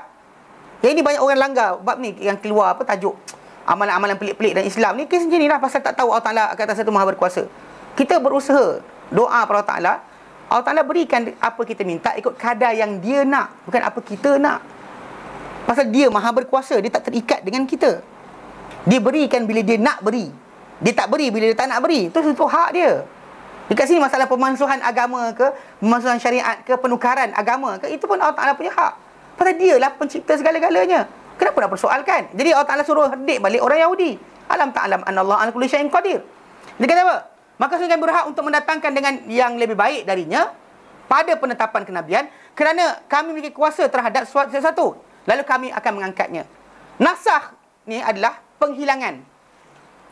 Dan ia dimaksudkan dengannya mengangkat hukum syarak dengan jalan syarak. Hukum syarak tu diangkat dengan jalan syarak juga. Mana dengan dalil juga. Mana dengan arahan Allah Ta'ala juga. Kerana hikmah pemberingkatan. Mana peringkat-peringkat. Gradually, bergraduate. Dan juga penambahan ganjaran. Pada kali dilebihkan, diberikan. Contoh macam dulu puasa. Sebelum datangnya syariat puasa Ramadan, umat Islam hanya puasa. Siapa tahu? Ashura. Sebelum daripada datangnya syariat puasa Ramadan, umat Islam diwajibkan puasa Ashura. Bahkan Nabi kata, barang siapa dah makan, puasa je. Nak menunjukkan bahawa benda tu terus dibuat. Pasal Nabi tengok benda berlaku dan Nabi teruskan. Jadi kita kata syariat puasa Ashura. Lepas disyariatkan, maka dia tidak lagi jadi wajib, jadi sunat saja. Yang wajib adalah Ramadan. Pasal dalam Ramadan tadi penggandaan bagi pahala. Penggandaan bagi pahala, penggandaan bagi kebaikan. Kalau tempoh pasal dalam segi apa? Segi kesihatan, seorang itu digalakkan supaya 10 hari makan, sehari puasa. It's the best sebenarnya. 10 hari makan, sehari berpuasa. Ataupun maksudnya kalau kita buat itu, mana dalam sebulan kita kena puasa berapa hari? 3 hari. Kalau 10 bulan 30. Betul. Kalau tambah 6 hari lagi, itulah itu yang kita kata 360 hari itu. Itu Nabi kata barang siapa puasa sama Ramadan, barang siapa puasa Ramadan, summa atba'u sitta min Syawal, semua diikurkan apa? Dengan 10 hari, dengan 6 hari daripada Syawal, kana kasiyamid dahr, maka dia jadi seperti puasa setahun. Sebab kebaikan, pasal dia the best, dia kata ataupun 7 hari makan, 2 hari puasa. Nah, ini cara perubatan, cara kesihatan. Jadi satu hari untuk detoxification. Ada orang kata tak ada detox. Saya tak faham. Kan bila orang tu berlapar, maka dia akan apa tahu? Lemak-lemak badan dia akan ditarik ke hati untuk ditukar jadi glukos. Ketika itu, pasal kita punya hati kerja dia tukar glukos jadi lemak. Dan bila kita berlapar, tukar lemak jadi glukos balik. So kadang kalau dia kata adalah di dalam lemak kita tersimpan sebarang racun dan sebagainya, memang akan menjadi peluang kedua untuk ditapis semula. Bila kita berlapar, pasal lemak tu akan dihantar ke hati untuk ditapis sebelum ditukar menjadi gula. Semula glukos. Itu kerja hati kita. So kadang jadi memang kesihatan benda tu ada sebab. Dan walaupun kita kata penambahan daripada puasa Ashura sehari, tambah kepada apa? Ramadan 30 hari. Tapi dia untuk apa? Kebaikan bagi apa? Bagi umat Islam itu sendiri. Okey. Dia kata apa? Dia kata kemudian ayat menunjukkan ucapan pada Nabi. Namun yang dikendaki dengannya adalah orang beriman. Alam ta'lam annallaha ala kulli syai'in qadir, kan? Alam ta'lam annallaha lahu mulkus samawati wal ard. Adakah kau tak tahu bahawa Allah Ta'ala miliknya lah kerajaan langit dan bumi? Tuju pada Nabi, tapi dikendaki dengannya orang-orang beriman seluruhnya. Dan dia menetapkan dia kata kerana apa? Dia kata menetapkan kepada mereka bahawa Allah Ta'ala berkuasa atas satu, dan keseluruhan perkara tersebut adalah apa? Nasakh dan selainnya. Dan itu hak dia. Kalau kerajaan langit dan bumi ni milik dia, dia nak tukar apa saja, itu hak dia. Sebab kenapa Rasulullah SAW sebagai utusan Allah Ta'ala kena fix dahulu, barulah kita boleh terima semua sekali. Tapi kalau kata kita Muhammad Rasulullah tu tak kuat, problem. Sebab kita macam agaknya Nabi lupa kot, mungkin benda ni tersilap kot, kita akan startnya tu. Walaupun arahan Allah Ta'ala datang, jelas Allah Ta'ala arahkan, tapi kita akan mula mempersoalkan kerana rasakan mungkin tak berapa sesuai dengan zaman dan sebagainya. Yang nyata adalah, yang dimaksudkan dengan ayat adalah menjawab kepada pemansuhan syariat Yahudi dengan syariat Islam. Jadi yang diingkari perbuatan ini oleh Yahudi. Di dalam perkara berkenaan, berkata Imam At-Tabari dan tafsir beliau, perkhabaran ini sekalipun ia adalah dari Allah Azza wa Jalla sebagai ucapan kepada nabinya Muhammad SAW atas bentuk pemberitahuan mengenai kebesarannya. Kan Allah Ta'ala kata, alam ta'lam annallaha ala kulli syai'in qadir, alam ta'lam annallaha lahu mulkus samawati wal ard. Mana Allah Ta'ala bagi tahu macam nak ceritakan dia maha berkuasa tentang pemansuhan. Dia kata apa? Dia kata kebesaran kerana ia adalah darinya. Mana pemansuhan ni berlaku daripada Dia yang maha agung urusannya. Dan adalah dia benda ni yang didatangkan ni adalah pendustaan kepada Yahudi yang mengingkari nasakh hukum-hukum Taurat. Dia tak puas hati kan? Allah Ta'ala kata dia nak terang pada Muhammad, tapi sebenarnya tuju pada diorang. Kalau Allah Ta'ala maha berkuasa, milik dia alam ini, kenapa dia tak boleh nak tukar? Kenapa dia terikat dengan hukum manusia? Siapa manusia yang boleh mengikat Allah Ta'ala dengan hukum-hukum dia? Tak boleh ya. Jadi dan menentang kenabian Isa, dia kata. Mereka tentang kenabian Isa, mereka tolak nasakh Taurat dan menentang kenabian Isa serta mengingkari Muhammad SAW kerana datangnya mereka berdua, Isa dan Muhammad, apa yang mereka bawa daripada Allah Ta'ala dengan penukaran hukum Taurat yang ditukar oleh Allah Ta'ala tu. Isa AS mula cuba dibunuh, bila mana dia datang bercakap the opposite ataupun sikit dengan pembaikan tentang hukum Taurat. Isa datang meneruskan hukum Taurat, tapi dengan apa? Pemindaan sebahagian maklumat. Sebab tu diorang kata apa? Tangkap. Dan diorang rasa diorang buat kebaikan. Seriously, orang Yahudi rabai-rabai yang mencuba bunuh Isa AS. Saya tengok banyak orang buat filem. Antaranya Passion of Christ yang Mel Gibson buat Lepas tu yang Christian pun buat juga, Son of God. Yang orang tu National Geographic keluar juga, The Killing of God yang baru. Dalam yang tiga version dia kan, version paling dahsyat, paling accurate Mel Gibson. Paling accurate sebiji macam mana dalam Bible cerita kan. Sebiji. Sebab orang marah dengan Mel Gibson, dia kata Mel Gibson ni anti-Semitic, benci Yahudi. Sebab dalam tu ditunjukkan betul-betul apa Yahudi buat. Seriously. Walaupun kita kata memang bagi sebagai umat Islam pula masalah nak menerima Isa ditangkap, diorang tak terima. So alasan dia kerana takkanlah utusan Tuhan ditangkap. Nabi Yahya dibunuh, Zakaria dibunuh, apa tak boleh pula? Kan banyak orang disalah faham. So bila Ahmad Didat kan, dia kata bila dia berdebat dengan orang Kristian, dia pakai rekod Bible. Dia kata bukan masalah Isa ditangkap. Isa ditangkap tak ada masalah. Dipalang pun tak ada masalah. Dia kata tak mati je di atas salib tadi. Sebab 3 jam gantung, mana mati? Pasal dia kata either 3 jam atau 6 jam. Dia kata pasal the Good Friday, dia kata kan. Dia bila dinafikan pada orang Kristian, ni kena faham cara dia berdebat. Dia gunakan rekod Bible. Sebab Isa kata pada orang-orang Kristian, as Jonah was 3 days and 3 nights in the belly of the earth. Macam mana Yunus berada dalam tanah 3 hari, dalam belly of the whale 3 hari 3 malam dalam perut ikan. Macam itulah Son of Man ni, diri dia akan berada dalam tanah 3 hari 3 malam. So Ahmad Didat dia batalkan benda ni. So dia 3 hari 3 malam, maksud dia untuk menzahirkan bahawa tak jadi kisah tersebut, untuk mengatakan bahawa seorang Kristian kata Isa mati, disalib, bangkit semula untuk hapuskan dosa manusia. So dia batalkan resurrection tu. Crucifixion dan resurrection tak berlaku. Nak ceritakan macam tu. Pasal 3 jam dia kata. Isa pada hari Jumaat, di mana dia nak disalib tu, dan dihukum. Dia orang bawa dia pagi petang, pagi pergi sini. Semua gubernur orang-orang Rom ketika tu tak nak hukum. Tolak sini, tolak sana. Last kali sampai berapa? Pukul 3. Ada kata pukul 3 tengah hari baru start. Dah berjaya untuk jatuh hukum. So dia gantung pukul 3. Pukul 6 nak maghrib dah kan. Okey, orang Yahudi, dia orang tak boleh biarkan mayat tergantung di atas salib pada hari Sabtu. So dia orang turunkan cepat-cepat. Ini cara dia bincangkan. So jadi cara Ahmad Didat lain sikit. Ada sebagian para ulama kata, dia kata tukar muka kan. Benda tadi dia kata benda tu bukan daripada Bible yang yang ada dipakai sekarang. Kalau kita nak berdebat dengan mereka, pakai apa mereka ada. So anyway, rekod yang ada tadi mereka gunakan. Memang diorang nak bunuh Isa alaihissalam. Bunuh Isa alaihissalam. Jadi kenapa? Antaranya kerana Isa alaihissalam ni diorang kata selain daripada mengaku anak Tuhan sebenarnya, mengubah Taurat punya hukum. Tapi dia nabi. Dia memang nabi. Dia seorang utusan Tuhan. Dia Al-Masih yang dinantikan. So maksud dia kalau dia kata dia Al-Masih, maksud dia apa dia cakap? Kena patuh. Tapi orang tak nak terima. Diorang kata ini dia telah cuba hukum. Then diorang try bunuh. Bunuh Isa alaihissalam. Kerana apa? Kerana dekat sini penukaran Taurat yang ditukar oleh Allah Taala. Allah Taala yang tukar, bukan Isa nak. Hatta syariat Muhammad datang, bukan Muhammad nak. Kacau diorang. Tapi kerana ini arahan Allah Taala, maka Allah Taala beritahu mereka bahawa milik Allah seluruh kerajaan langit dan bumi. Kan alam ta'lam anna Allah alam ta'lam anna Allah lahu mulkus samawati wal ard. Milik Allah Taala kerajaan langit dan bumi. Wa ma lakum min dunillahi min waliyyin wala nasir. Tiada untuk kamu selain daripada Allah Taala sebarang pelindung, sebarang pembantu.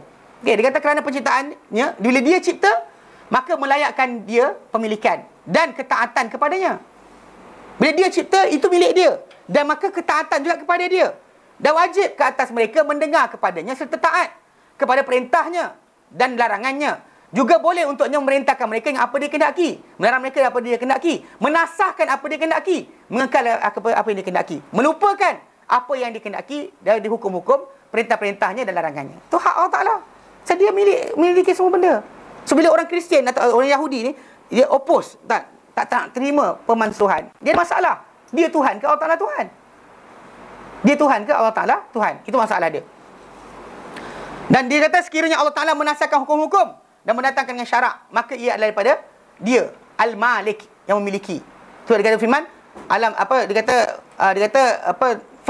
kata ketahuilah fa'lam anna lillahi mulkus samawati wal ard. Mana milik Allah Ta'ala penciptaan. Ala lillahi al-khalqu al-khalqu wal mulk. Mana pengurusan dan sebagainya milik dia, penguasaan pemilik dia. Al-A'raf 54. Dia berhak memperlakukan pada seluruh langit dan bumi, dan tiada untuk sekalian hamba selain daripadanya sebarang pelindung maupun pembantu, dan tidak akan memudaratkan sekalian selainnya sesuatu pun. Mana tak ada benda boleh memudaratkan Allah Ta'ala. Bahkan dia berhak nak jadikan gunung goncang ke tak goncang dan sebagainya. Orang bogil tak bogil pun, kalau tak nak jatuhkan, dijatuhkan bukit tadi. Itu hak dia. Jangan pula kata macam ini kerana bukit, ni kerana ni. Tak. Memang Allah Ta'ala jalankan benda tadi ikut keadaan. Kenapa dijadikan? Mungkin lama dah ada orang bogil dekat atas tapi tak kena. Kali ni kena kan. Itu cerita dia, kita kembali pada Allah Ta'ala. Pasal dia punya milik, dia punya hak. Bila patut, bila tak patut, dia tahu. Bila patut, bila tak patut, dia tahu patut berlaku bila, tak tahu tidak. Jelas? Ya, jadi 106 kita berhenti. Okay. Jadi kita berhenti kat sini. Ada soalan? Sikit-sikit. Satu soalan. Siapa dulu ah? Bagi pakcik lah. Ambil. Kita semua dia maklum bahawa solat adalah soalan pertama yang ditanya di akhirat. Terus. Tapi kenapa dari segi ranking akhlak nombor 1? Hingga akhlak tu boleh menghapuskan solat. Kalau akhlak rosak. Akhlak boleh menghapuskan solat? Tak ada. Tak, kalau maknanya akhlak rosak. Ya. Maka solat akan rosak. Akhlak rosak, solat rosak. Tak. Datang mana? Orang dalam hadis Nabi kata seseorang itu boleh mencapai kedudukan al-qaim as-saim, orang yang sentiasa bangun malam, orang yang sentiasa berpuasa dengan akhlak yang baik, mencapai kedudukan, bukan menjadikan pembatalan. Tidak. Pembatalan bahawa solat jadi rosak kerana akhlak rosak, tidak. Pasal ada manusia ni macam ni, dia kena beza Itu sebab kenapa dalam Islam ni kita ada dua hak. Satu hak Allah, satu hak makhluk. Dia dua hubungan. Masalah kita kata kita boleh satu. Ada manusia ni dengan Allah Ta'ala dia okey, dengan manusia tak okey. Kita boleh kata dia hilang. Pasal ada manusia kita akhlak dia buruk, tapi dari akhlak maksud dia macam, contoh paling mudah lah, layanan pada isteri. Dengan orang ramai luar, muka macam malaikat dah. Astagfirullah kan. Dah balik rumah, hey, tak masak lagi. Kan. Dia marah bini dia. Okey, dari sini akhlak dia buruk. Tapi maksud dia tidak maksud dia hilang langsung agama dia. Memang kita kata, ada orang dia kata macam, yelah, tapi kalau akhlak tak baik, tak guna juga. Jangan cakap yang tu. Sebab dalam Islam ni kita kata orang yang akhlak baik, tak ada akidah, hangus. Tak diterima langsung amal dia. Dalam hadis Nabi SAW, seorang lelaki nama dia Ibnu Juda'an. Ibnu Juda'an ni baik. Baik, seriously baik. Bagi makan fakir miskin, hubung silaturahim. Bahkan ketika binatang, dalam satu riwayat disebut oleh Ibn Hisham, binatang kat hutan dia bagi makan. Bila Aisyah radhiyallahu anha tanya kepada Nabi, dia kata aina huwa? Nabi kata finnar, dalam neraka. Lepas tu bila orang Nabi nampak orang macam tak faham sangat kenapa, Nabi kata innahu lam yakul yauman. Dia tak pernah kata walau sekali pun, rabbighfirli khati'ati yaumiddin, wahai Tuhanku, ampunkanlah dosaku pada hari pembalasan. Pasal tu sebab bila dalam hadis Nabi ni sebut, bila ditanya Nabi apakah perkara paling banyak masukkan manusia dalam syurga, Nabi kata taqwallah wa husnul khuluq. Takwa pada Allah dan baik akhlak. Dua perkara paling banyak. Sebab ada orang mungkin dia punya apa kita panggil perangai. Pasal manusia ni keras atau kasar, dia berdasar kepada tabi'i perangai asal. Tahu?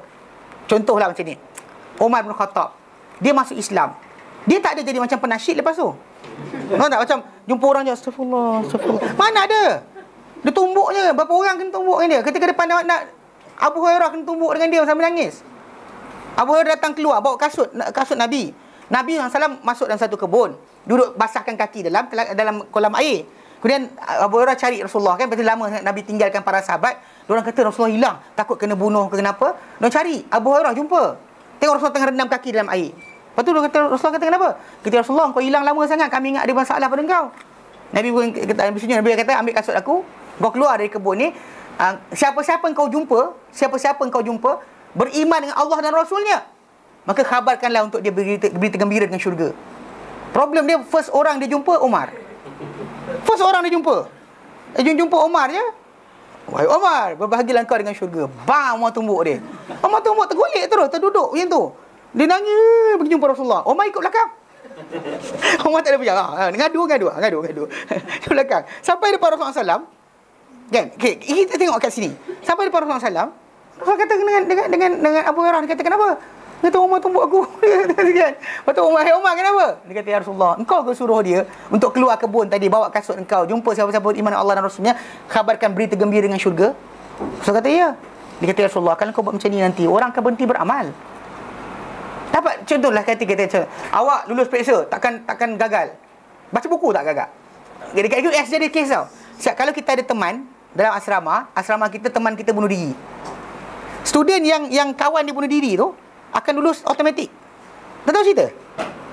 Dia sistem masa dia macam ni. Kalau saya jadi roommate, Tuan Haji roommate saya bunuh diri, Tuan Haji lulus free tau tahun tu. Tak payah ambil pesa. Dia sistem macam tu tau. Pasal dia kata tertekan tante dia bunuh, tahu. Anyway, maksud dia ketika tu dia akan bagi lulus free. Soalan, orang dapat lulus free, nak baca buku tak? Confirm tak baca buku. So Rasulullah kata kalau macam tu biarkan mereka beramal. Umar, kekerasan perangai dia tadi, itu daripada tabi'i dia. Kalau ikutkan dari segi akhlak yang baik, kita kata apa? Tak patut. Patutnya kita nasihat dan sebagainya. Kan zaman Umar memerintah, seorang lelaki nama Subair ni Suad Bayari nama dia. Dia ni kerja dia apa tahu? Jumpa orang, wal mursalati urfa fal asifati asfa. Apa maksud dia? Orang tak boleh jawab, Islam apa engkau? Jumpa orang ni pula. Dia tanya bukan tau.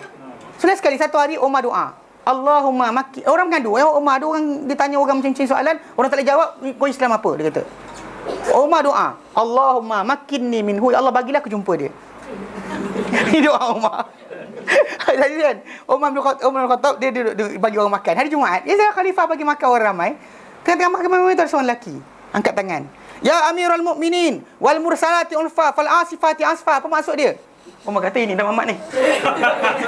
Dia ambil kayu, dia pergi dekat, dia pukul terus. Kelentang macam tu. Ini adalah risalah Imam Syafi'i cerita, tahu tak? Kisah benar. Dia letup kawan tu. Okey, ikut akhlak baik. Kita bincang Patut dia buat apa? Panggil ya akhi. Asal kau macam ni? Kan kita macam pasal perangai manusia ni, kita balik dalam Sunan Tirmizi. You know, dia karakteristik. Kan tuan tengok macam Ustaz Hashimi kan cakap slow, perlahan. Saya kan cakap macam ni. Jumpa saya kat luar, saya naik motor, orang kata macam, ni ustaz ke? Okey, dengar. Manusia ni, dalam hadis Nabi kata apa? Innallaha khalaqa Adam. Surah Allah Ta'ala ciptakan Adam. Min qabdatin, daripada genggaman tanah. Qabadaha min jamil ard. Yang dia genggam daripada seluruh muka bumi. Maka datanglah fayati ibnu Adam. Maka datanglah Adam ala qadril ard. Ikut kadar tanah tadi. Apa? Ada merah, ada hitam, ada putih, ada tengah-tengah. Lepas tu Nabi sambung lagi. Ada mudah, ada payah. You know, ada certain people kita cakap dengan nasihat sekali, terus kan? Saya bertaubat, astagfirullah. Kan? Ada orang kau cakap 10 kali, mampus tak dengar. Kan? Okay. Degil maksud manusia yang payah atau susah tadi, tanah tadi. sifat tanah macam mana?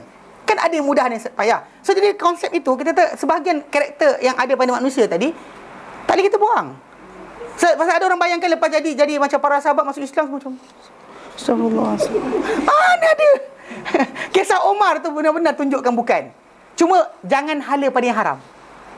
Garang boleh, tapi pada yang apa? Yang halal je. Jangan garang tak bertempat. Nyuruh bini aku garang untuk cerita. Tak payahlah. Ada tempat dia. So jadi konsep kat situ, masalah kata akhlak tadi tidak akhlak tak betul tak. Bahkan kesempurnaan akhlak je. Nabi kata apa? Akmalul mu'minina imana. Seorang mukmin paling sempurna iman. Ahsanuhum khuluqa, paling baik akhlak, paling sempurna iman. Maksudnya yang kurang akhlak baik tadi apa? Kurang sempurna iman, bukan tak ada iman. Tak boleh kita rasa rosak solat kerana sekian, tak. Pasal itu hablullah. Pasal ada orang dia tak jaga solat, tapi dia buat kerja lain. Macam charity, kan macam ada orang kan, tudung tak pakai, kemudian saya tak ini lagi, hati saya tak bengkok lagi untuk sekian. Kan, tapi dia pergi ni sekian, tak mengumpat dan sebagainya. Gagal. Walaupun dia sekian, pasal solat tak lebih besar. Bahkan Nabi punya seriusnya perkara tersebut. Kita tak serius perkara tersebut. Nabi perintahkan untuk apa? Diperangi orang tak solat. Hatta Abu Bakar ambil kes bila orang tak bayar zakat kan. Baik tak baik orang sebut, keluar tentera. Abu Bakar keluarkan tentera. Abu Bakar dengan paling lembutnya baca Quran nasib menangis je. Bila orang tak nak bayar zakat, dia keluarkan tentera untuk perangi. Kampung tengah azan lagi. Umar kata, ya Abu Bakar, dia kata masih azan lagi. Aku perangi mereka sekalipun. Kalau dia kata tali unta mereka janji bagi Nabi, tak bagi aku perangi. Aku akan perangi siapa pisahkan antara solat dengan zakat. So beza sikit lah. Jadi konsep masalah kata akhlak baik itu hasil. Tapi ada orang perangai karakteristik kasar dan sebagainya tak hilang. Macam cakap laju. Ustaz tu lepas dia masuk Islam, cakap dia perlahan je. Mana ada? Kan? Lepas belajar tu cakap laju, baik je kan. Tak ada marah orang. Ni student datang tanya soalan macam kena marah. Dan mana tak kena marahnya? Tiap-tiap tahun soalan yang sama. Boleh nak kena apa? Mungkin kadang jumpa ustaz yang lembut je kan. Tanya soalan yang sama, tahu tak? Tiap kali tahun akan datang, tak saya tengok nanti, Syawal nanti. Ustaz, boleh tak kami gabungkan puasa wajib dengan puasa ganti? Aku bagi apa tahu. Berapa kali dah jawab, tak faham ni kenapa? Faham tak? Itu konsep dia. Jadi nak kata hilang tak? Awak ni soalan? Ingat tak sambung sikit 108 kan? Tak, nanti lah. Kemudian kita berhenti dulu. InsyaAllah kita sambung kemudian. Satu kali apa kita sambung kemudian nanti? Soalan lain? Tak ada? Ustaz tanya pasal doa kan. Kan doa ikut kadar yang Allah Ta'ala bagi. So dia fungsi kita doa pula. Itulah hamba. Itu menunjukkan kita ni hamba. Pasal bahkan bila itu Nabi kata, bila Nabi sebut dalam hadis yang sahih, Nabi kata apa? Doa seseorang mukmin itu adalah salah satu di antara tiga. Sama ada Allah Ta'ala bagi apa dia minta, Allah Ta'ala bagi apa dia minta, atau Allah Ta'ala jadikan simpanan hari akhirat, dia syafaat. Maksudnya Allah Ta'ala kata pada dia, aku tak bagi kau benda sekian, aku ampunkan semua dosa kau. Atau Allah Ta'ala apa? Jadikan tolak bala yang akan kena pada dia. Katakan qadar untuk diri dia, dia patut miskin. Dia minta, ya Allah aku nak kaya. Jadi sederhana. Tahu? Dia bertembung. Jadi Nabi kata salah tiga. Para sahabat kata, Rasulullah, kalau macam tu kami akan doa dengan banyak. Nabi kata Allah Ta'ala lagi banyak boleh berikan. Pasal Allah Ta'ala mana ada khazanah, dia kurang. Macam bagi ini orang, bagi orang ni, habis khazanah Allah Ta'ala. Mana ada? Kita manusia ni ada limited. Bagi orang ni, aku tak bagi orang ni dah. Aku bagi dia ni, aku miskin. Macam tu. Allah Ta'ala maha kaya. Dan macam mana hamba nak tahu dia dapat salah satu rezeki? Tak boleh tahu pun. Tu masalah dia. Ni salah satu benda. Bila orang tu berdoa kan, dia kena belajar untuk redha dengan keputusan Allah Ta'ala. Itu tanda dia hamba. Faham tak? Tanda dia redha. Dia redha dengan kadar Allah Ta'ala. Kadar mana minta dia dapat. Pasal mungkin Allah Ta'ala tahu, dia kalau dia kaya dia jahat. Ada manusia macam tu. Kalau kaya jahat. Kalau kaya tak bisa ingat Allah Ta'ala dah. Kan, pergi London, pergi Paris, pergi sekian kan. Tiap-tiap minggu pergi London sekian kan. Ada pergi berpuasa di London kan. Pasal mudah nak makan. Habiskan duit je. Puasa je lah masalah dia. Jadi tak boleh lah. Jadi ada gastrik. Tak senonoh betul. Tak faham tak? Jadi konsep dia pasal memang kita Allah Ta'ala tahu kadar. Patut. Contoh macam kita doa kan. Ni contohlah. Ya Allah, bagilah anak keluar periksa. Tapi tak bagi 5A. Dia bagi 3A je. Dia ada aturan dia. Aturan dia mungkin kalau dia dapat 5A, dia tak jadi ustaz. Ini aturan Allah Ta'ala. Saya bagi diri saya lah sendiri. Kalau saya kata saya dapat 5A, adik-adik saya yang lain, kakak-kakak saya cikgu semua. Yang perempuan pandai, yang lelaki tak cakap jangan cakap apa-apa saya. Dia suka benda pelik-pelik. Dia technician, dia suka benda-benda kerja. Dia ada skill. Dia tak suka berkenaan belajar. Seorang tu baca buku. Dia pergi baca buku orang tua. Last sekali dia malas nak belajar. Pun ada seorang juga macam tu. Okey, dia pandai, dia malas. Okey, anyway, yang seorang yang maksud saya, contoh macam inilah. Katakanlah ketika UPSR saya dapat 5A, confirm saya dihantar bapak saya pergi sekolah agama Smarkle. Dan bila hantar sekarang, confirm saya tak belajar dengan ustaz yang saya belajar dekat Perak. Confirm dia ada aturan dia. Itu aturan yang kita sampai last sekali sampai pada hari ni kita jumpa. Faham tak? Jadi Allah Ta'ala maha bijaksana. Patut ke sini ke sini. Dia bagi arah mana. Itu betul. Sebab bila manusia dia terima, dia akan redha, dia diam. Tak dapat pun ini. Sampai-sampai, makanan dah habis. Alhamdulillah. Percayalah dekat saya. Belajar macam tu. Belajar Alhamdulillah. Pasal itu tanda kita hamba.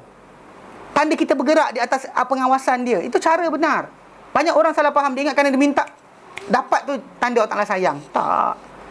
Kadang-kadang Allah Ta'ala beri beban. Tak? Dapat itu beban. Burden. Ada orang dia tak pandai dia kata. Sedangkan yang bestnya apa? Nabi janjikan pahala untuk belajar dalam pembelajaran, bukan nak kena pergi kelas macam mana belum? Ada kelas lain tak? Okey.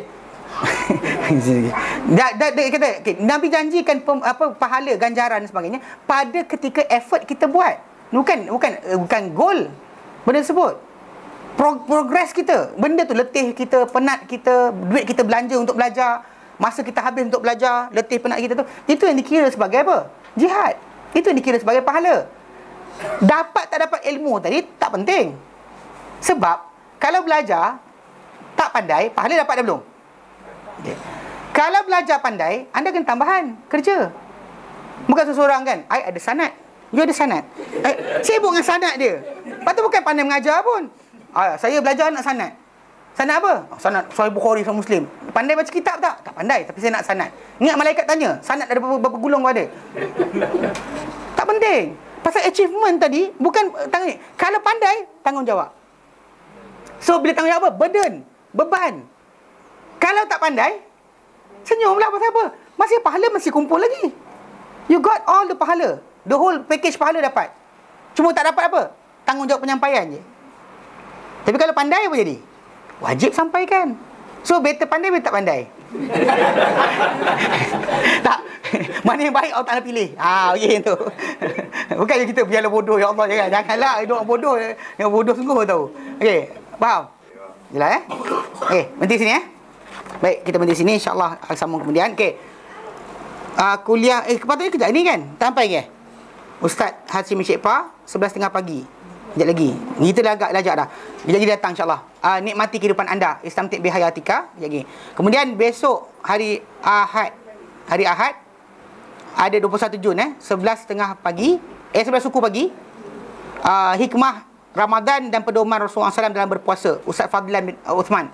Dia akan bentangkan buku yang beliau sendiri karang buku tu.